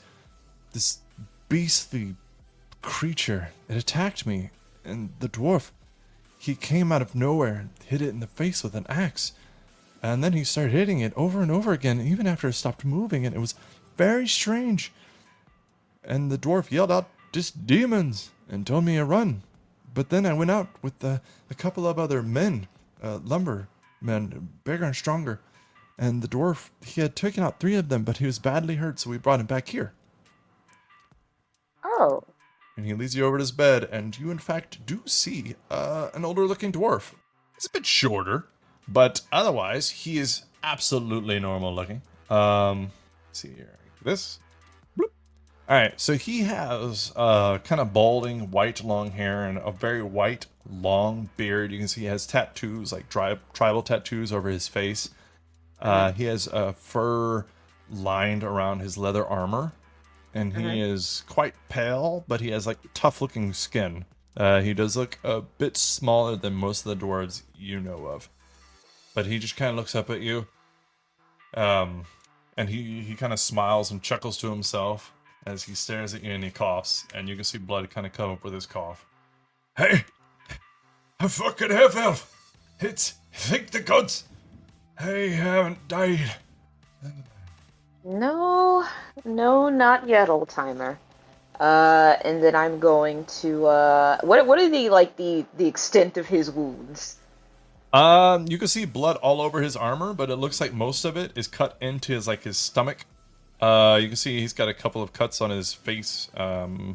His hands look like they've been cut a few times. It looks like a whole lot of small cuts, except for whatever's in his stomach area. Mm-hmm. Alrighty. I'm going to.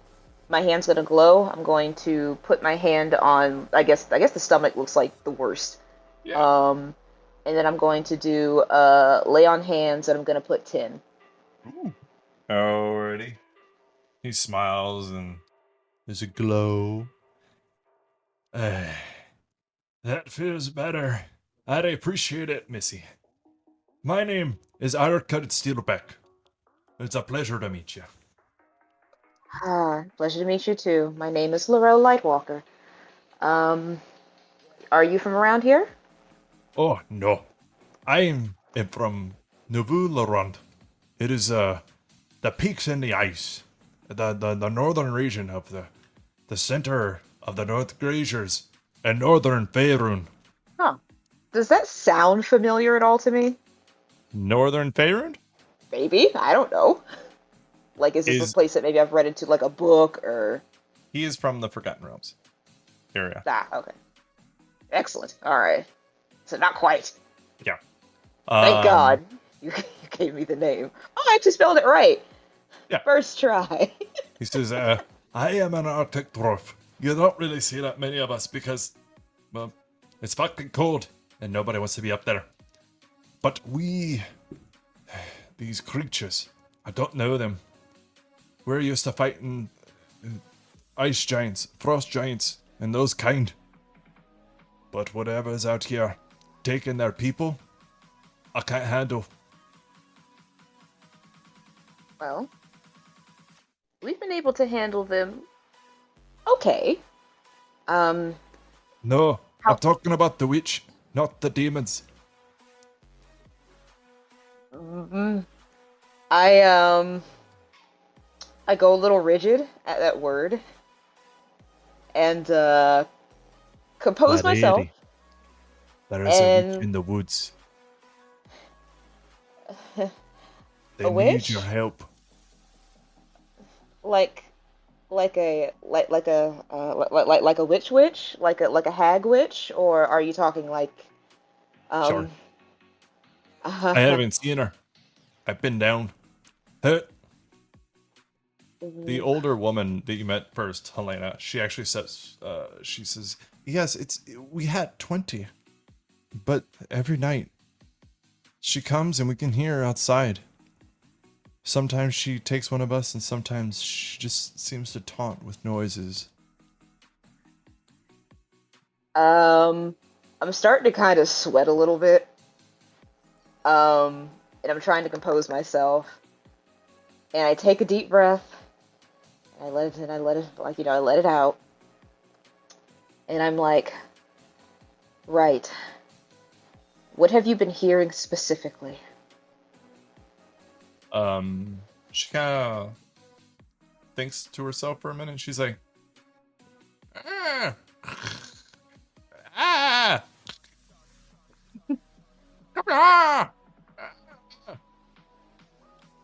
Kind of look a little. Kind of nods at you, like, yeah. Okay, all right. Let me see. What direction? Do you know where out of the woods she's coming from, or? She's to the east. To the east. And you think that she's the thing that is summoning these demons, or do you think that she is in league with them? We've never seen her and the demons actually even conspire. We've never seen them together, but the demons came, killed 90% of the people here, and then she came and she's been picking the rest of us off. Just, I see. please. I take a deep breath. I stand up, and I'm like, let me talk to the rest of my party. I'll be right back. The younger boy is just staring at cars this whole time with his fucking hammer on fire. Just smiling at him like, yeah, go kill her. Doesn't even notice. Wait, actually, high passive perception would notice, and he's trying to act like a hero of legend. Oh. Done. On these Like comments. those, like awkwardly confident, Yeah. striking a pose, but it's not too comfortable, so he has to like adjust every now and then. And they all seem to be wearing like basic tunic and robe type garments. Okay. Alrighty. Belcha, while this is happening, while Laurel was talking, we'll be fixing LFD. Just kind of like taking his tools and kind of working on it, and like look over at Raspy every couple of seconds. Like, so you said that you found out that we can do like special magic? Yes. By channeling what we were born with, we can actually channel more power through it. And you can you teach me how to do this, right? I could give it a go. That's all I ask. And he looks around at all of the regular people in the room and is like, I'm gonna have to ask them a lot of questions, but they don't seem like they're in the mood. After he finishes like repairing LFD, he's gonna sit down and kind of like look around the room. Like, how bad off does this house look? This one doesn't look too bad. It looks like there was a tussle inside of it, but the roof is solid, the walls are solid, and this may be the only one, and that's why everybody's collected here. Delta will kind of look around at everybody like, so, as far as material goes, do you think you have... I might actually be able to fix some of those houses? I mean, given time, is that something you would like? They excitedly just nod, and they're like, "Yes, we had a builder. His name was Bob, but he's gone now." Okay. I imagine that was Karist.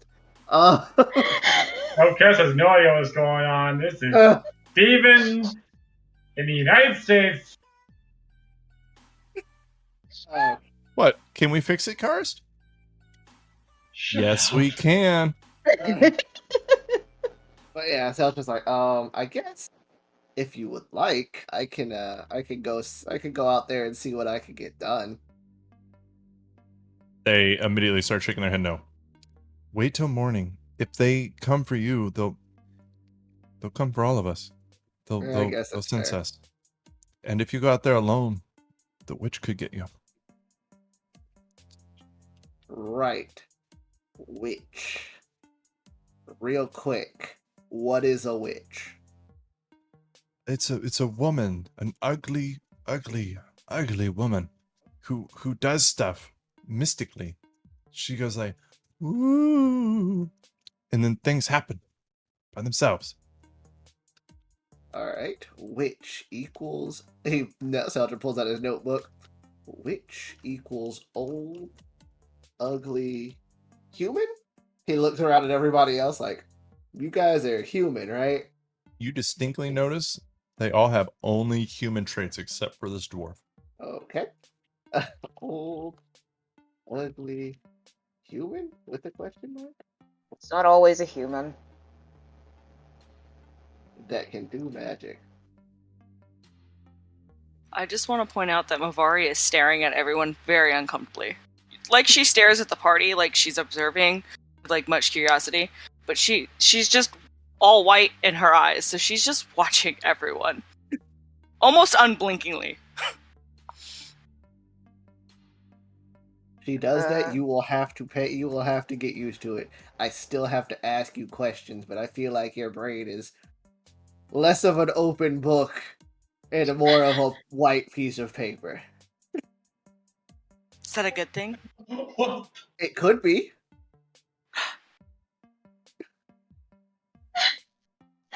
That means it's a canvas, and anything can go there. Not much coming out of it, though. Anyway, so this witch, Do you know where she lives? Like, well, I guess not really. So They when? said she was. They said she was to the east. Okay. There's some woods there that they come out of. We can give you. We have money. We have Oh, gold. we have plenty of money. Yes, we're not going to take your money. We saved up. No, keep it. You're going to need it. We're gonna need it in case we need to buy supplies for me to fix your houses. I don't know. I think all the shops are closed. Friends Everybody help dead. friends. That works too. The Did- little boy kind of looks at you, Mabari. So, are you really our friend? Do you want to be my friend too?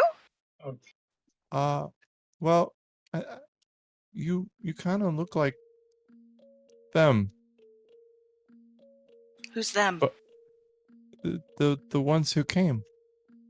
Oh, I mean, they were all bigger, and they had wings, but they had the horns and the different color of skin. I don't think so. I'm with them, and she points to the group. And I just want to have friends. Yeah, she's good. She's not a. I don't think she's a demon. She's not a demon, is she, Laurel? I really don't know. I sincerely have no idea what Mavari is. Just because it looks like a demon doesn't mean it is a demon. She's so disarming. I'm honestly not sure. I'm gonna go with no. Yeah, she's not a demon. See the dwarf hold up a finger from the bed because he's just fucking tired. She's not a demon. She's a tiefling. A crazy one, but a tiefling nonetheless. Yeah, she's a tiefling. Tiefling! Yeah. Tiefling. So are we doing this tonight or are we doing this later? Because if we're not going right now, I got some stuff I want to start. The lady says, if you go now, you'll have to face the demons and the witch. If you go during the day, you'll most likely have to just face the witch, which will improve your odds of living, I hope. You God, I know, hope. your math is sound. And Seltra's gonna like sit down, crisscross applesauce, and put his bag on the floor and just start pulling stuff out. One of the mature people, Rose, the female with the curled auburn hair, she offers Karst, Mavari, and Falswin something to eat. She offers like Mavari like little fruits and vegetables, but she like gets like a huge plate of meat and holds it up to Karst like, here? And she does the same thing with Falswin. Alswin, how big is this portion? Like how big is it? It's a flank. It's Falswin knows exactly what it is. Like Falswin. It's actually like essentially the back half of its leg, and you could smell it and know it's a sheep. I mean, I'm saying like realistically, how filling would this be for Falswin? Would it be like a meal and a half, or It's probably about a meal and a half. Because I mean, you're a big guy, but you're not like a pig guy. okay? So Falswin is going to, yeah, that doesn't work. Falswin's going to grab one of the normal swords from Darren's bag, and essentially cut off. I'll go with a half portion for himself. And then return the rest, to the people who offered, because he can clearly see that they're scraping by, and he knows that he can just go out and find food for himself. He's not gonna steal or take more than he needs. Right. I will say, so I don't want to roleplay this for 3 hours, but none of them have ever seen any of you ever. They've never seen a tiefling. They've never seen a half elf. They've never seen a dragonborn. They've never seen a leonin, and they've never seen a drow. So they question you basically as to what you are, where you're from, telling you about how there is no such thing as that on this piece or on this land, as far as they know. The only thing here are humans, and the only people they have that are like Leonin are lions. They've never seen one stand up and talk, or carry a weapon. They've never seen weapons like yours. They've never seen armor like yours. Have they seen a robot? No, I forgot about that. They've never seen that either. They've seen contraptions kind of like him. Have they seen, what was it? No. Do they have any reference material for Karist? No, they have no. Okay, lizards, yeah. The closest they would have is serpent-like. They would have legends and myths of serpent-like creatures. They will throw a couple of names out there. They've heard stories about the serpent-like creatures that some of the heroes and the demigods have fought. From stories that they've heard, but they've never seen anything like it or heard of one actually existing. So they thought it was just stories and myths, but maybe not. Zeltra turns to Laurel and is like, "You." It whispers like, "You do wear clothes under your armor, right?" Like As I'm gonna right need now. it real quick. Like right now. Yes. Naughty boy. I have, and like I sort of look under my armor, then realize I kind of ripped out of it. Like, no. There is no. This is a one-room house, and this is not the time for that, Seltra. What, for building things? Oh, I thought you were going a different direction. I'm sorry. The woman No, brings so over what's up? some wine, and some saxophone music starts up in the background. No, so- Yeah, he was a tax man. You know what this Don't, meeting's about, right? Yeah, that accidental pic that I sent. Accident? But no, like that. If I was gonna do something with your armor, but I kind of need it, and you to not be in it. But I also don't want to put you in an awkward position. Oh. I said like I feel like I was focused at first, but now I seem like I'm like really unfocused, and I'm kind of out of it. Like I my can do mind it is just later. somewhere completely different. No, it's fine. If you want to do this now, it's fine. And I sort of look around at this one room house, and I'm like, and it's still nighttime outside. Like maybe later, maybe tomorrow morning.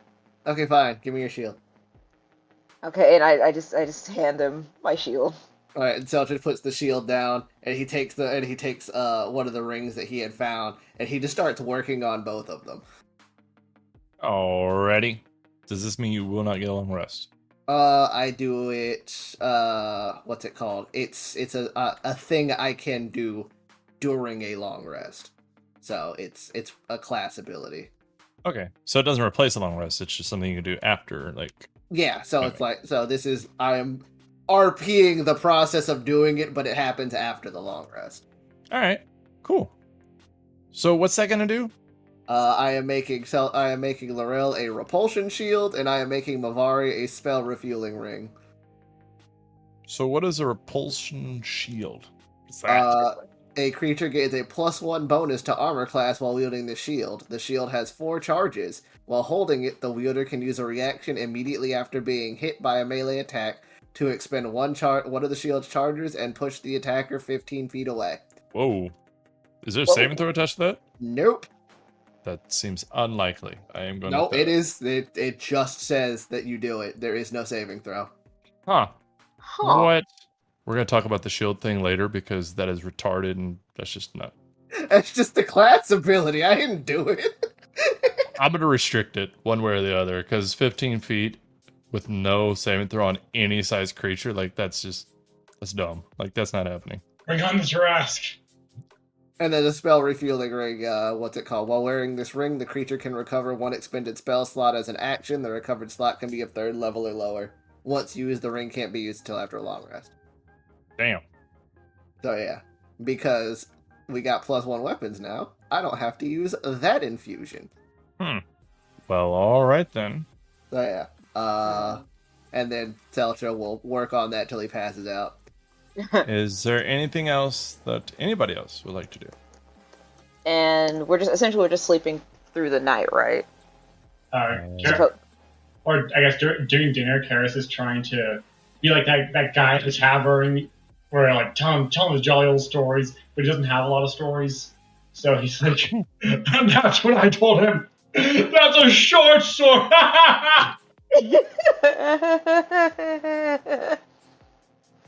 Falson's at the door doing his typical thing of, I guess we'll call it meditating, with his glowing streaks in his fur. But more or less he's doing watch at the door. All right. They look slightly uneasy, and they do watch you, but they kind of get used to it after a while and go to sleep themselves. Yeah, because I'm pretty sure that, as I said, unless they're like attuned to seeing things like spirits, they won't be able to see the wisps that flow around Falswind. And Celtra will have LFD go in sentry mode, so he can't be surprised.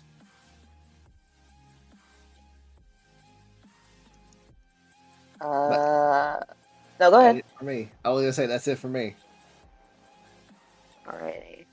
I suppose this is going to be towards the end of the night. Laurel is gonna have a very hard time trying to get to sleep. And at some point when everyone is asleep, or she assumes everyone is asleep,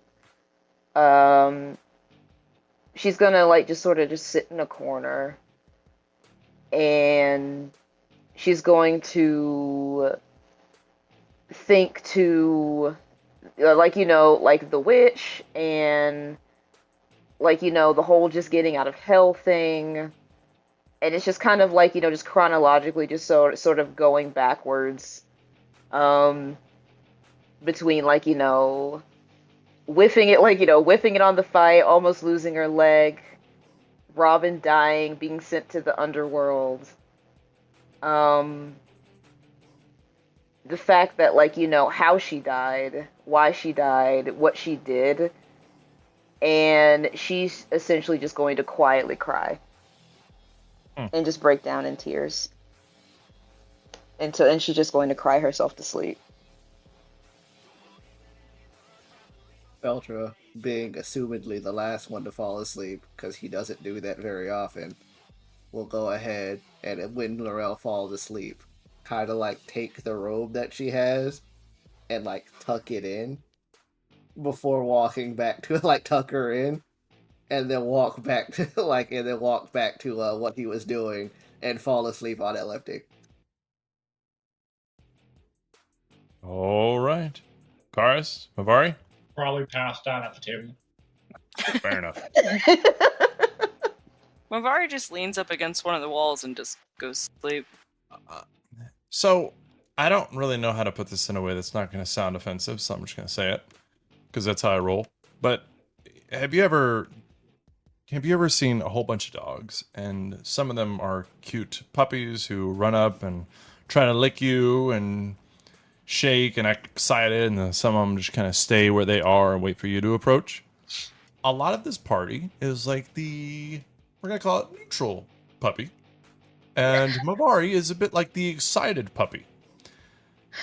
So, like people do with excited puppies, a lot of times they will seem interested in Mavari. They will express the want to talk to her, despite her short conversations, because she is putting herself out there to be their friend. They find you the cutest puppy. And again, because Mabari has short conversations, that's the best way I know to put it. They want to be friends with her, but they know there's not much gonna happen there. Wall there. Yeah.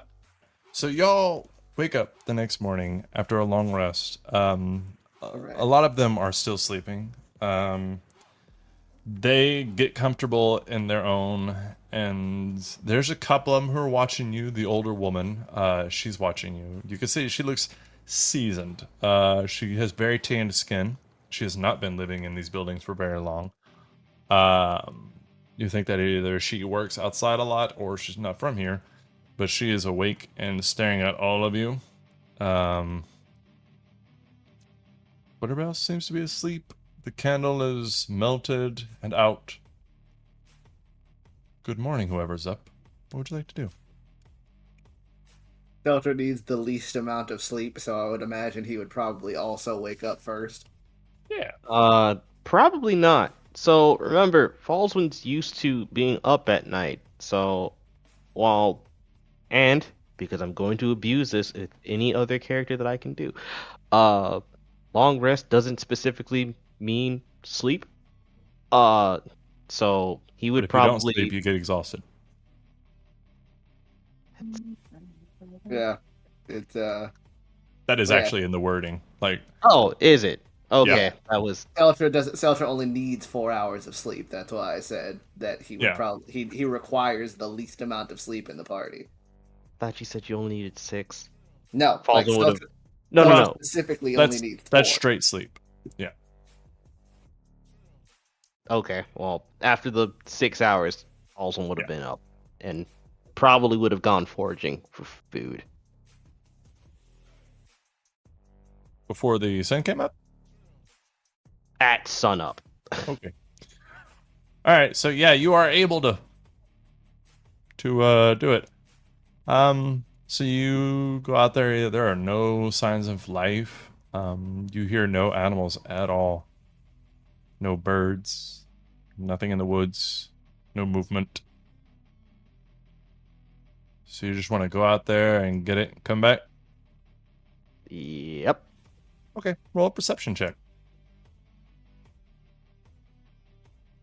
Do. That is just the meme that it's not what I want. Yes, it is. What is it? +3? Please tell me it's +3. It is a +3. Alright, cool. 11. Alrighty. So you get your little foraging and you come back. You see Seltra's awake, just kind of sitting there, toying with LFD, I'm sure. Razmi's just staring at him. Working on. Actually, I'm going to say Razmi is actually staring at Mabari because she finds her very interesting. And the older woman's awake, and then that's it. Everybody starts rousing. Awake. Fallswind has food for everybody. The people who actually live here are very fucking grateful. Mostly because they didn't have to go out there. Thank you. It's very dangerous. We worry. A lot. Delta takes one of the berries out of the bag of berries and eats that.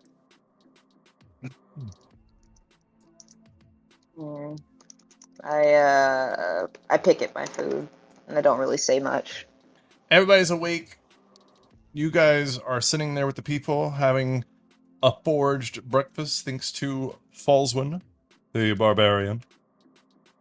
Is there anything you would like to discuss? Is there anything you would like to do? How would you like to go about this itinerary? Alright, so how are we gonna go kill this witch? How are we gonna kill this witch? Which, well, it's in the middle of the day, so, we'll definitely have the advantage. I guess we go up, we try to be as quiet as possible to make sure that she doesn't really know we're coming. And we take her out and hope that it's something that I've actually dealt with before and it's Nothing different. I don't know much about the creatures in this world, so you know. Doctor kind of looks you over. Looks Laurel over. And he notices the lack of pep in that voice, but he says nothing. And Baldwin as well, because he's. I don't know what I kind of want to. Jesus, I kind of want to roll perception check to see if he does notice it, but he is hearing the lack of. Would that be insight? All right, cool. I have nothing in that. Wonderful. Great, roll it. 7. The older woman also does say that the witch came with the demons. We believe they don't seem to be together, but at the same time, we never had a problem before. Whenever they came through about a week ago and killed everybody, after that is when she showed up. Saltra also writes this down in his notebook. And Oh. Falswyn, the intuitive. Wait, no, that's not your name. Yeah, Falswyn doesn't notice. She seems a little different, but he can't narrow down what it is. Like, maybe she didn't like the berries? Which is highly possible.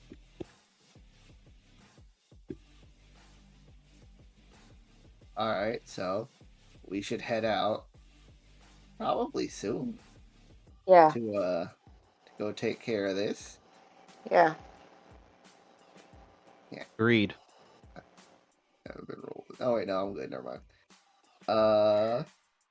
And you said they were to the east, or whatever, was to the east. Yes.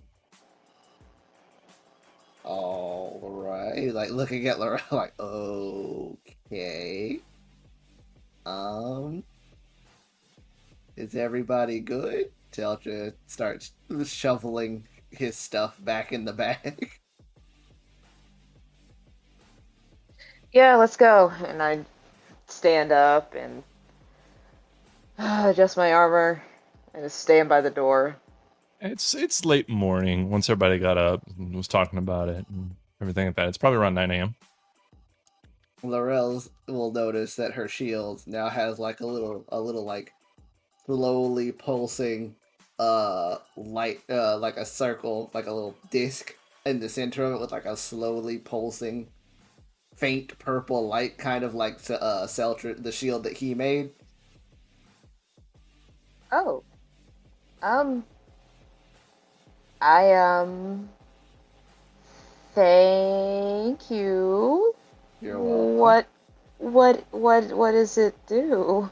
What did you do to it? I'm afraid to demonstrate because I don't want to get sent through a wall. I immediately look very like at first like I look pretty melancholy, but now I just look nervous at my shield and I'm like, Seltra. No, you have to be on the side of the shield you don't want to be on for that to happen. Okay, yes, but you didn't put an explosive in my shield, did you? Oh, it's like this, and like he makes his shield like the light barrier that his shield has. It kind of like it's like this. It doesn't. It's not an explosive. It's like a.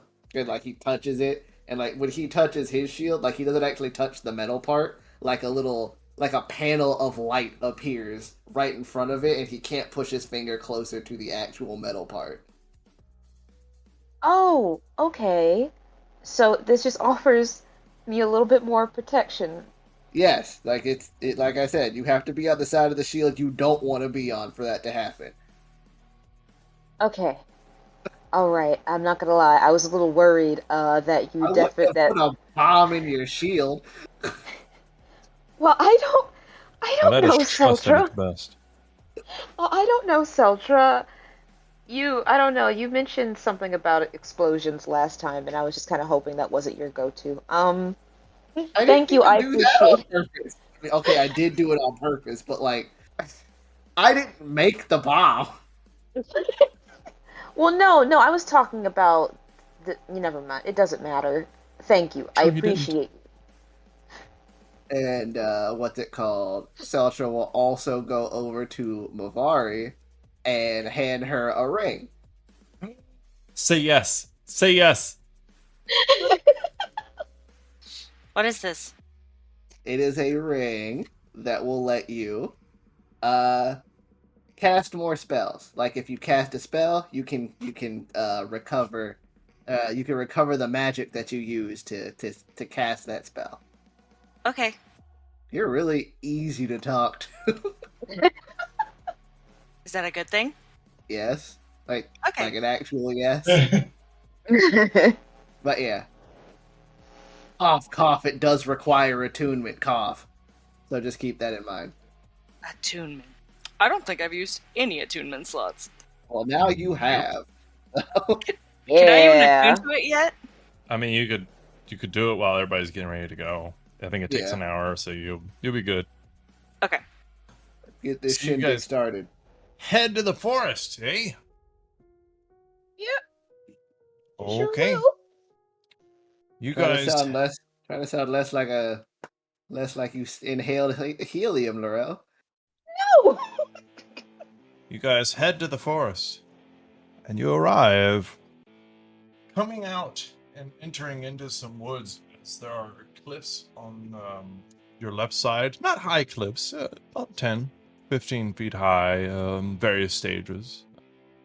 A little bit on your right, a hill inclination going upwards, just a small hill with a slight clippy rock facing, and a path going forward as you are in a not a dense forest, but a lightly feathered forest with some trees.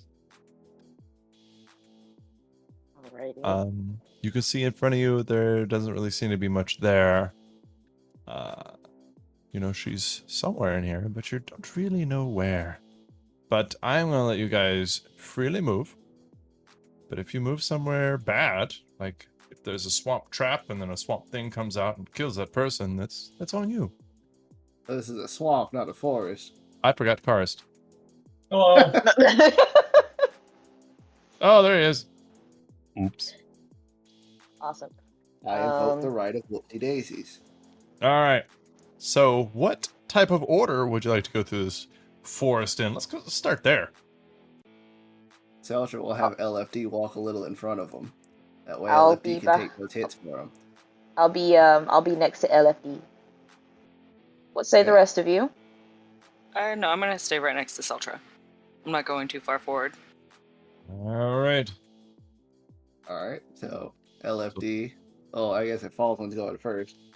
Ballsman in the very front with Laurel right behind him, Karst right behind him, LFD right behind him, followed by Seltra, Razmi, and then bringing up the rear is Mavari. Alrighty. So you guys traverse through this forested area. I'm just gonna do this and move you. There we are, right here. Yay! Yay. You get right Yeah, here, and the map freezes. Okay, you get right here, and you notice a little bit funky. As you come around this corner, there is... Oh my god, no! There seems to be a bull. But this bull has something strange about it. Oh. He has fire in his eyes. I don't mean like he's in a bad mood. I mean he has fucking fire in his eyes. He actually is a little bit bigger than most of the bulls you know. He turns with his big black hide and his fiery eyes, and he breathes outwards through his nose as you roll initiative. Okay. Seltra will That look picture over looks at it like, amazing. what is that? Yes. 4. There are so many weird things in this place. Come on, really? Okay, It I got a looks 7. like a bull, but it was affected by this influence of demonic energies in this world. Seltra doesn't Oh, know Darren, what a you bull and is. me. Just today with these initiative rolls. Seltra, what'd you get? I got 21. 21. Ballsman. Dirty 20. Dirty 20. Karst? 19. 19. Wait, I want to do this right. Laurel, what'd you get? 7. Oh. But Mavari? I'm glad for it actually. I got a 9. Again! It's getting weird. All right. So up first is Seltra. Seltra, you see this bull. He seems to be influenced in some way. He has a hatred in his eyes. Maybe you've never even seen a fucking bull. I don't know what Seltra's thinking, but it's big. It's could call it large, and it looks pissed. Deltra, seeing the bull, is gonna look kind of back at everybody else like, I don't know what that is, but I think it would be what we might call a problem. And he's going to he's not gonna leave Mavari out to dry. He'll kind of like activate his shield and kind of hold his and you'll see like the circuitry on his body light up, and he is going to hold up his other hand, and he is going to cast Aid on Falswin, Laurel, and Mavari. So all of your HPs increase by 5 for 8 hours, and then he's gonna pull out his weapon, and that's his action. Well, all right, that's a good action. After that, Falswin, what do you want to do? So, Falswin is going to put himself here. Uh-huh. And you know what? Just for good measure, no, I'm not gonna rage, but I am going to take the dodge action. Okay. I see you. Weird flex, but okay, now I'm kidding. Karis, what would you like to do? So this is it looks like a boar. Is it a boar or is it something else? It It's a looks bull. like a bull, except Bull. for it has fire, literally, coming out of its eyes, and its mouth and its nose. What is that fucking called? Snout. It breathed out like smoke, like there's actual fire inside of it. So, do that. What you will. I don't want to be the guy that just does the one thing. That's what warlocks are for, and I don't have a warlock. Do not moonbeam him. That's what I'm saying. Or your chalice at him. I don't know if I can physically part from that thing. Yeah, This has technically a wild shape. Actually, I don't care. Will flap his little wings. It'll create the little starry skies. You can only dive in. You'll see the centaur archer Ooh. in action, so I cannot. And I cannot shoot for a bonus. It's a good action. They have a star-studded archer with them now. All right. So after that, Mavari. What's up? Hello. Hi. What do you want to do? Okay, so he's not too far. So I've been super excited to do this. Oh shit.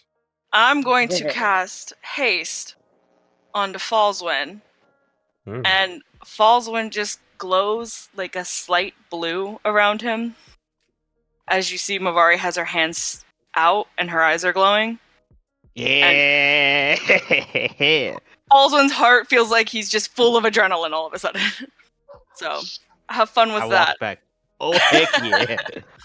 And Mavari. that She is- gives you wings.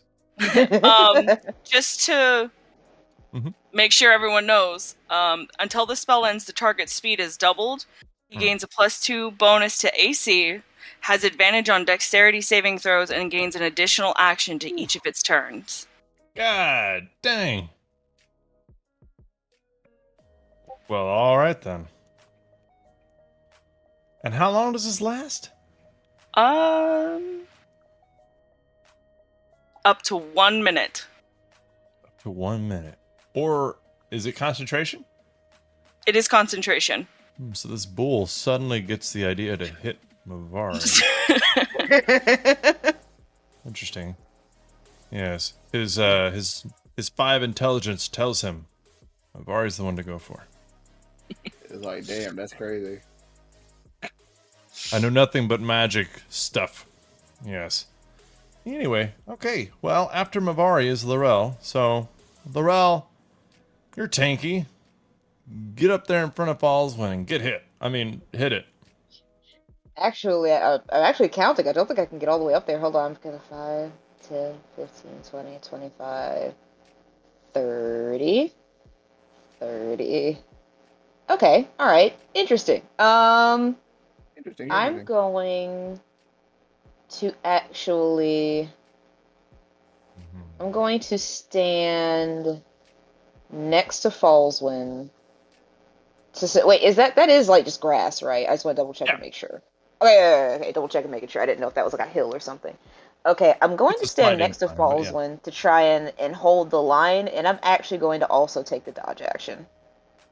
Alrighty. So you get up there, and you're both quite dodgy. One a little more coked out than the other, but still. So after that, unless you have a bonus action you would like to do. Actually, let me double check that. That's actually, thank you for reminding me, because I don't really have that much when it comes to bonus actions. So yeah, I just want to double check and make sure. Sure. Do one of your smite spells, bucket. In due time, my friend. You know what? Right now, no. We're just gonna hold the line. I'm good. Alrighty. Well, it's his turn. Laurel, Fallswind, who wants to be even and who wants to be odd? I'll be even. Okay. Well, I also should roll my 1d2 at the beginning. Huh? Oh yeah, you need to do that. Okay. All right. So Laurel, he's gonna go for you. God dang it! Sorry, I rolled a 1. I rolled a 2. He rolled a 1. All right. So he is actually going to. Sure, let's do that. Uh-oh. All right. He's actually going to run right through you, Laurel. He's going to run to the other side of you, getting here. So, Fallswind, if you want to take your attack of opportunity. Absolutely. While he tries to gore Laurel. And with disadvantage, he has a 14. Nope. Okay. Kind of like smashes like across my shield. But that doesn't do it. 25. Oh, shit, 25. Yes, that'll hit.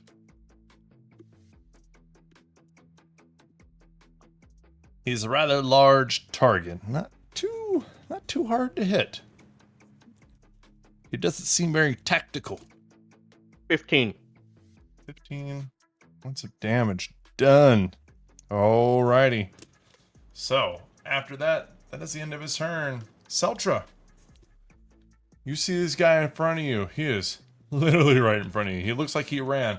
Tried to run Laurel over, but he missed her as he tried to gore her and run by at the same time. But he's right there next to you. What do you want to do? I am gonna do a handy dandy. Have LFD hip tap around, stand in front of Mavari. So he's gonna walk around behind me in front of Mavari, standing next to Seltra, but just in front of Mavari, so it won't hit her. And I will have him do the bonus action, the help action, give me advantage as I take a clean swing at this guy. Alrighty. Not with that. 16? A 16 will hit? Yes, a 16 will hit. Alright, and then just to get it out of the way, I'll do my second attack. And then a 24 for the second hit. Yes. Alrighty. So that is... So 2 swings on this fella. Alright, so that is 7 points of force damage and 6 points of radiant damage. And that is 10 points of force damage and 5 points of radiant damage for the second swing. And I need him to make me... Does it only apply once? I think does it only apply once, the poison damage? Because I needed to make me a Constitution saving throw. 2 of them if it applies to multiple hits. Is it damage or is it the condition? It is damage. Then yeah, it would apply to each hit. Okay, then I need 2 Constitution saving throws. Alrighty, the first one is a 13. That is a failure. He's immune to poison. Wow, you suck. Why didn't you just say that? Because I looked at it as I was talking to you. I was looking at his immunities and everything. You're just gonna throw a bunch of shit that's immune to poison at us because you gave me that damn sword, aren't They're all immune to poison. What do you want me to do? This is get weird. you? It's fine. Alright, then never mind. It's actually really funny. It's not on purpose. That's the set. That's why it's funny to me. I'm like, sorry. That's fine. That's the end of my turn. That was all my actions. So, we're gonna go for that classic rage since it just decided to go straight past me. Mm-hmm. And because it's now looking towards literally it can look towards everybody else, I'm gonna make it not look towards everybody else. I'm going to recklessly attack it. Oh, well, all right then. Go ahead then. 21 for the first hit. 21 will hit, yes, sir. Cool. Plus 5 plus rage damage plus 1d6. Wow. 15. 15. That's a good, healthy hit. All right. So, hit number 2. Mm-hmm. Get it. I rolled that completely wrong. Yes. You swing your halberd ferociously. The second hit will be a 24. A 24 will definitely hit. Yes, sir. All right. Well, after Fallswind brings the halberd down for that first hit, he kind of he does a sweeping motion and uppercuts, I guess, the halberd, which will do 18. Man. It's a hell of a smash. And one more because I am hasted.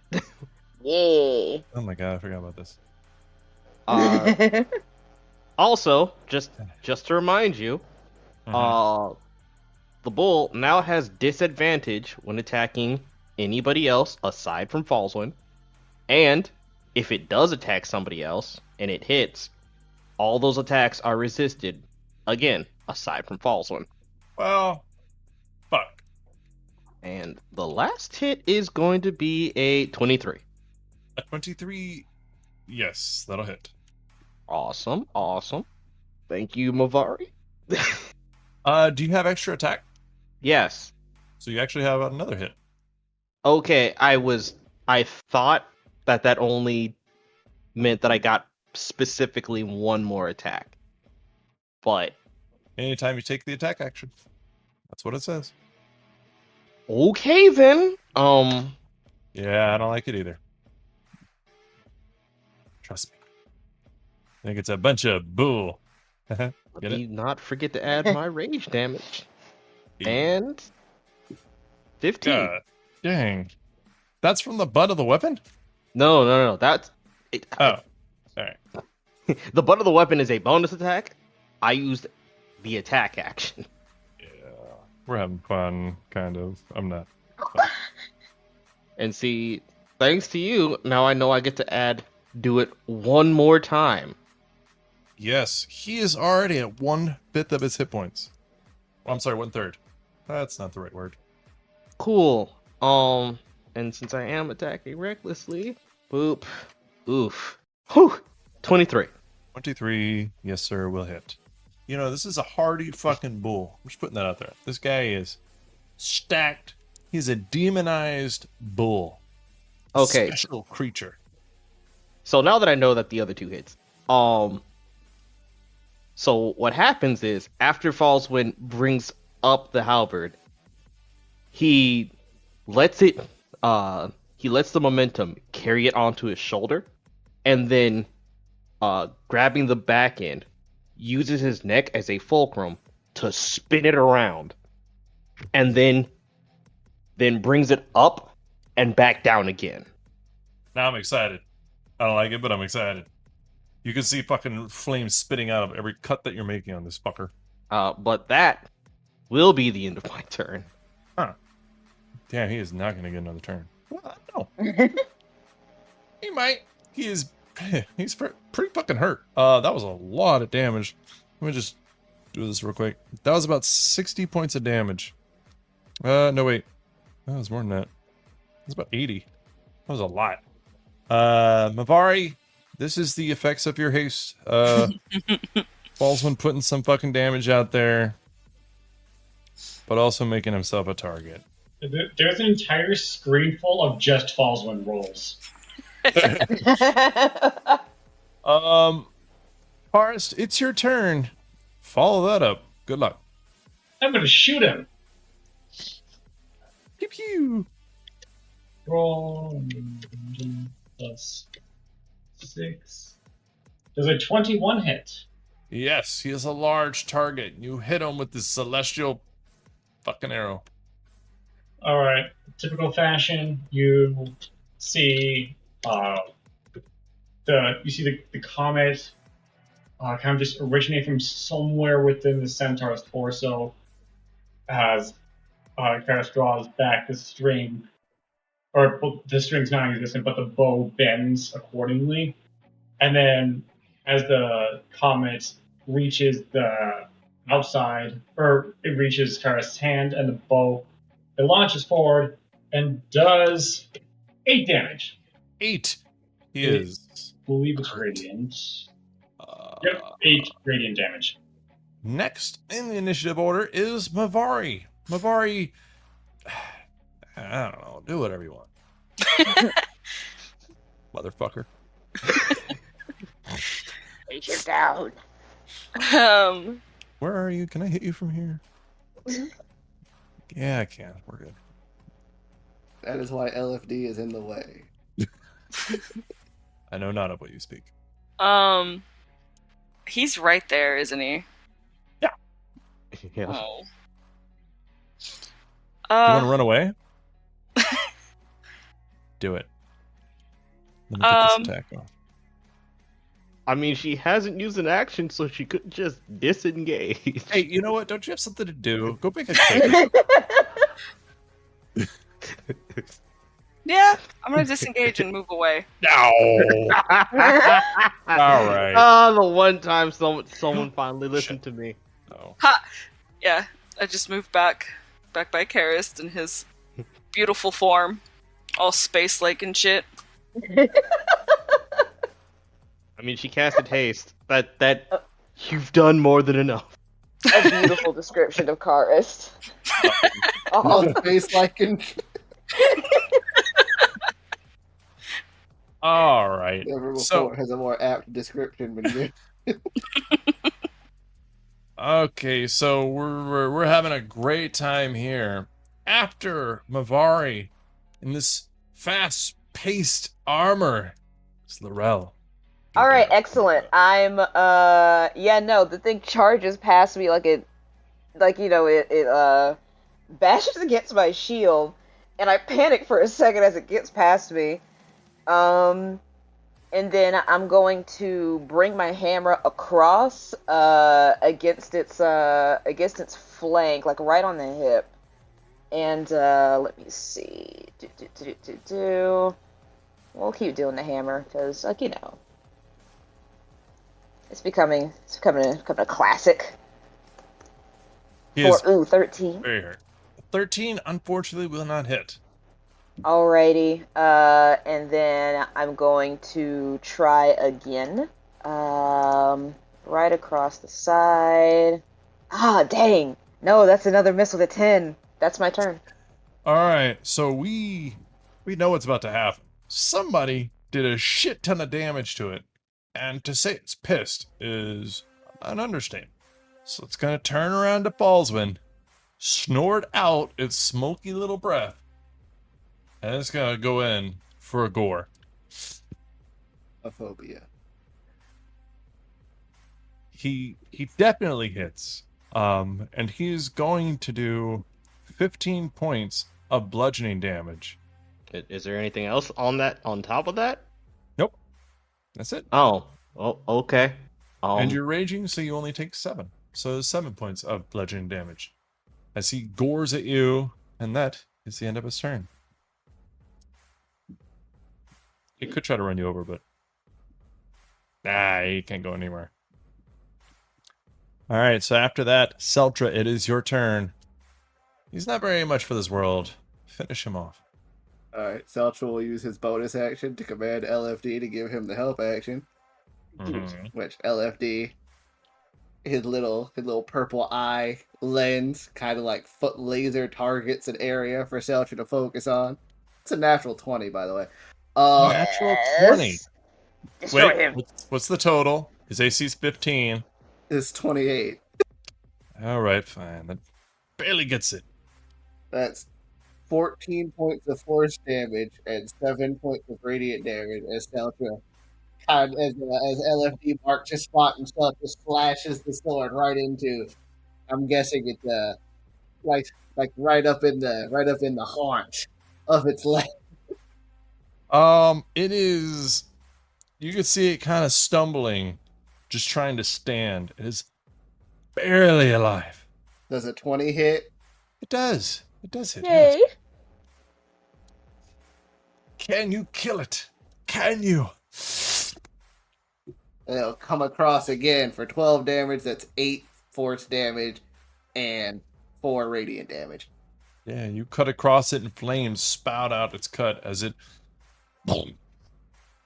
falls to the ground.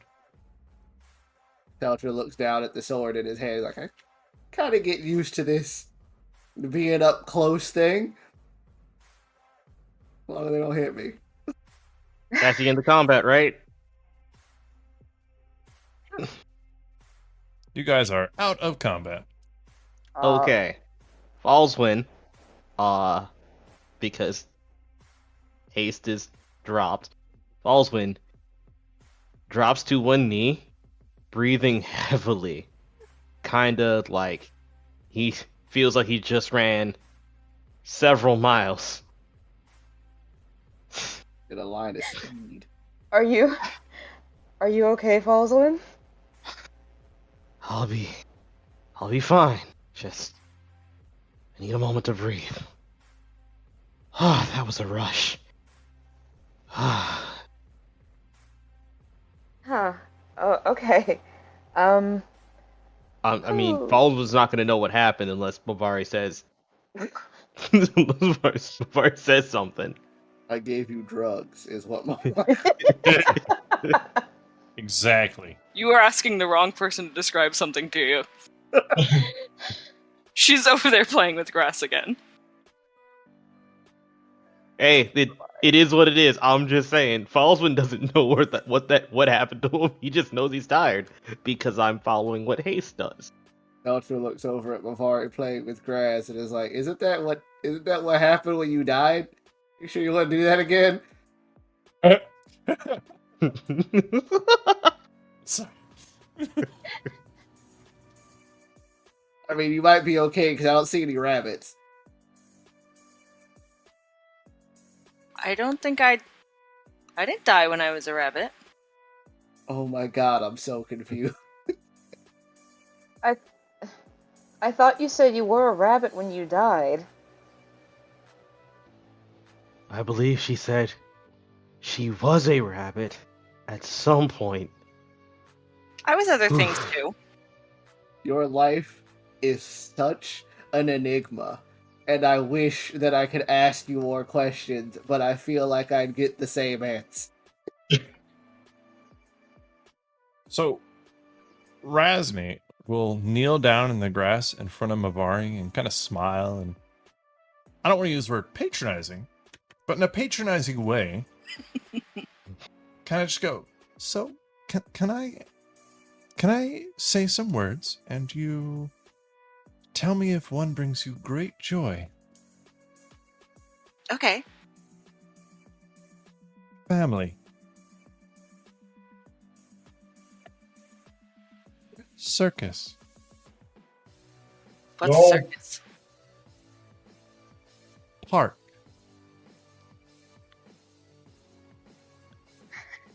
Children. Fire.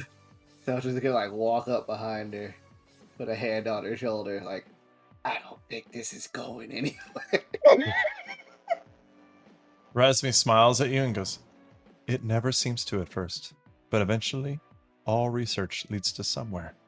We just have to find out what's going on in there, and it could take a while, but well, I got time." That's true. She smiles at Mabari. Mavari's We'll already figure it smiling out. back. We'll figure out where you came from, because I don't believe you were a bunny, and if you were, that's pretty amazing. Also strange. It was. So which way are we going? She whispers to Seltra, "What if she was a bunny and somebody cursed her to be a tiefling, and that's why she doesn't know, because she really is a bunny? Do you have a carrot on you?" I do not.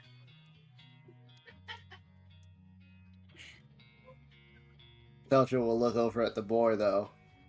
Like, think we can make something out of that? Did it It's a lot melt of meat. already? This one actually is not bleeding black blood. It looks like a regular bull. I would say Laurel is familiar with bulls. Baldwin is familiar with bulls. Maybe Karis? Nope, not at all. Okay. So y'all know that this is a bull. Well, It you just know, has you know demonic bulls are like influence. beasts of burden. That's it. Yeah, I mean, like this looks like a regular one. It just looks a little bit bigger and slightly on fire from the inside. Slightly on fire. Yeah. Other than Falswood that, looks, it looks like a regular bull. Falswood looks to Laurel. So, you ever seen something like this? Good question. I don't think I have seen anything like this. What would I have to roll DM to glean any information? Would this be nature or arcana? Sorry, what are you trying to figure out? I'm trying to Well, figure you out, can like, answer. can I tell if this thing is like, if this is a curse? Is it, is this like, some sort of like demonic possession? I want you to roll whatever knowledge that what's her face, Laurel, would lean on here. Like, if she's like, maybe this is a curse, then lean on religion. If she's like, this must be something from out of this world, do arcana. If she's like, this is not natural in any kind of way, do nature. If she's like, hey, I've never heard of this happening before, do history. Given the theme, I'm going to go ahead and do arcana. Alrighty. What you got? That is the incorrect button to press. Not very good on it, but let's just check it out. Nope, it's 6. Okay.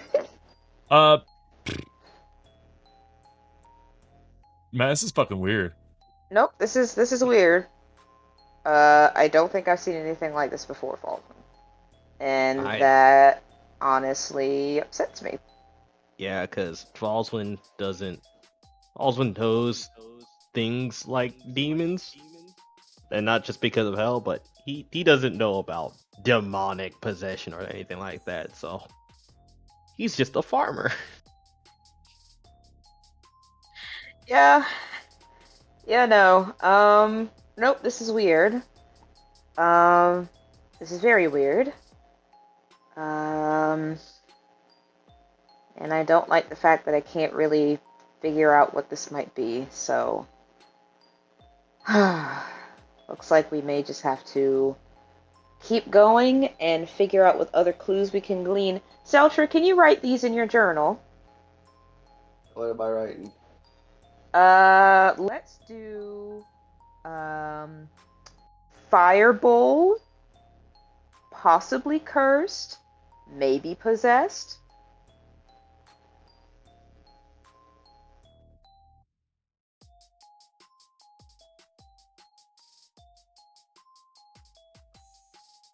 You have that written down?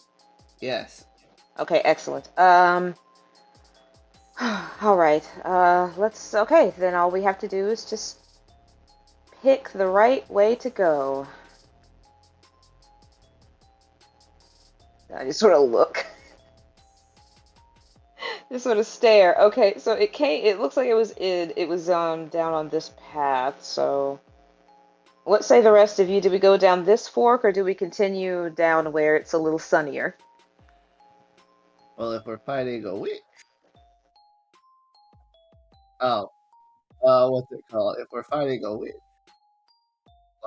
Well, they said that the demons. Hold on. I was gonna roll an Arcana check to see if I can get any information from it because to see if it came this way or if it was made into this. 14. War bigger. 14. Unfortunately, a 14 doesn't really tell you too much. Obviously, it's not natural. But what exactly influenced it? It's definitely not anything that you would come across on a daily basis.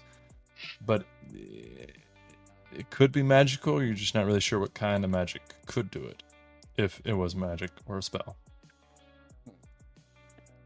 I don't know if it came this way, but if it didn't, which I don't know, if something did do this to it, then going in the direction that it came from might be the right way to go.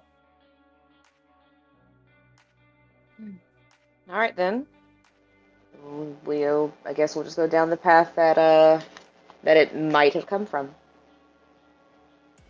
A man once told me that if you go down life and are constantly faced with adversaries, that means you are going in the right direction. On a non-related note, no one really appreciated his presence, so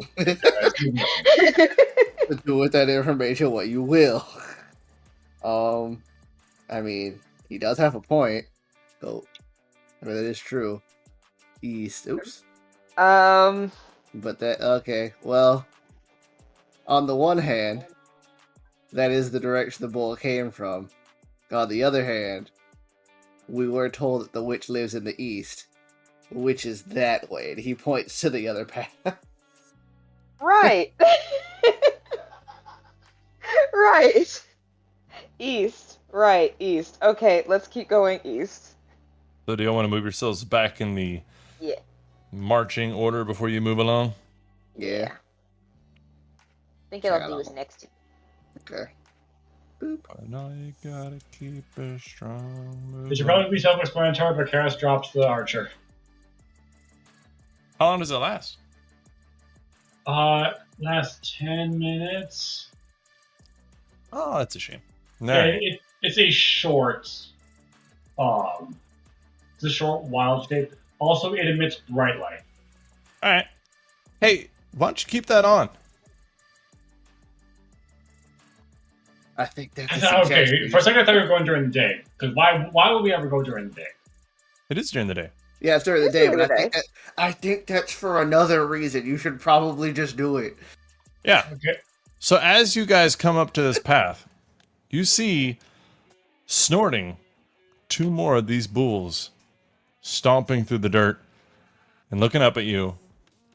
And as they both kind of breathe out this smoke and fire, we're going to roll initiative next week.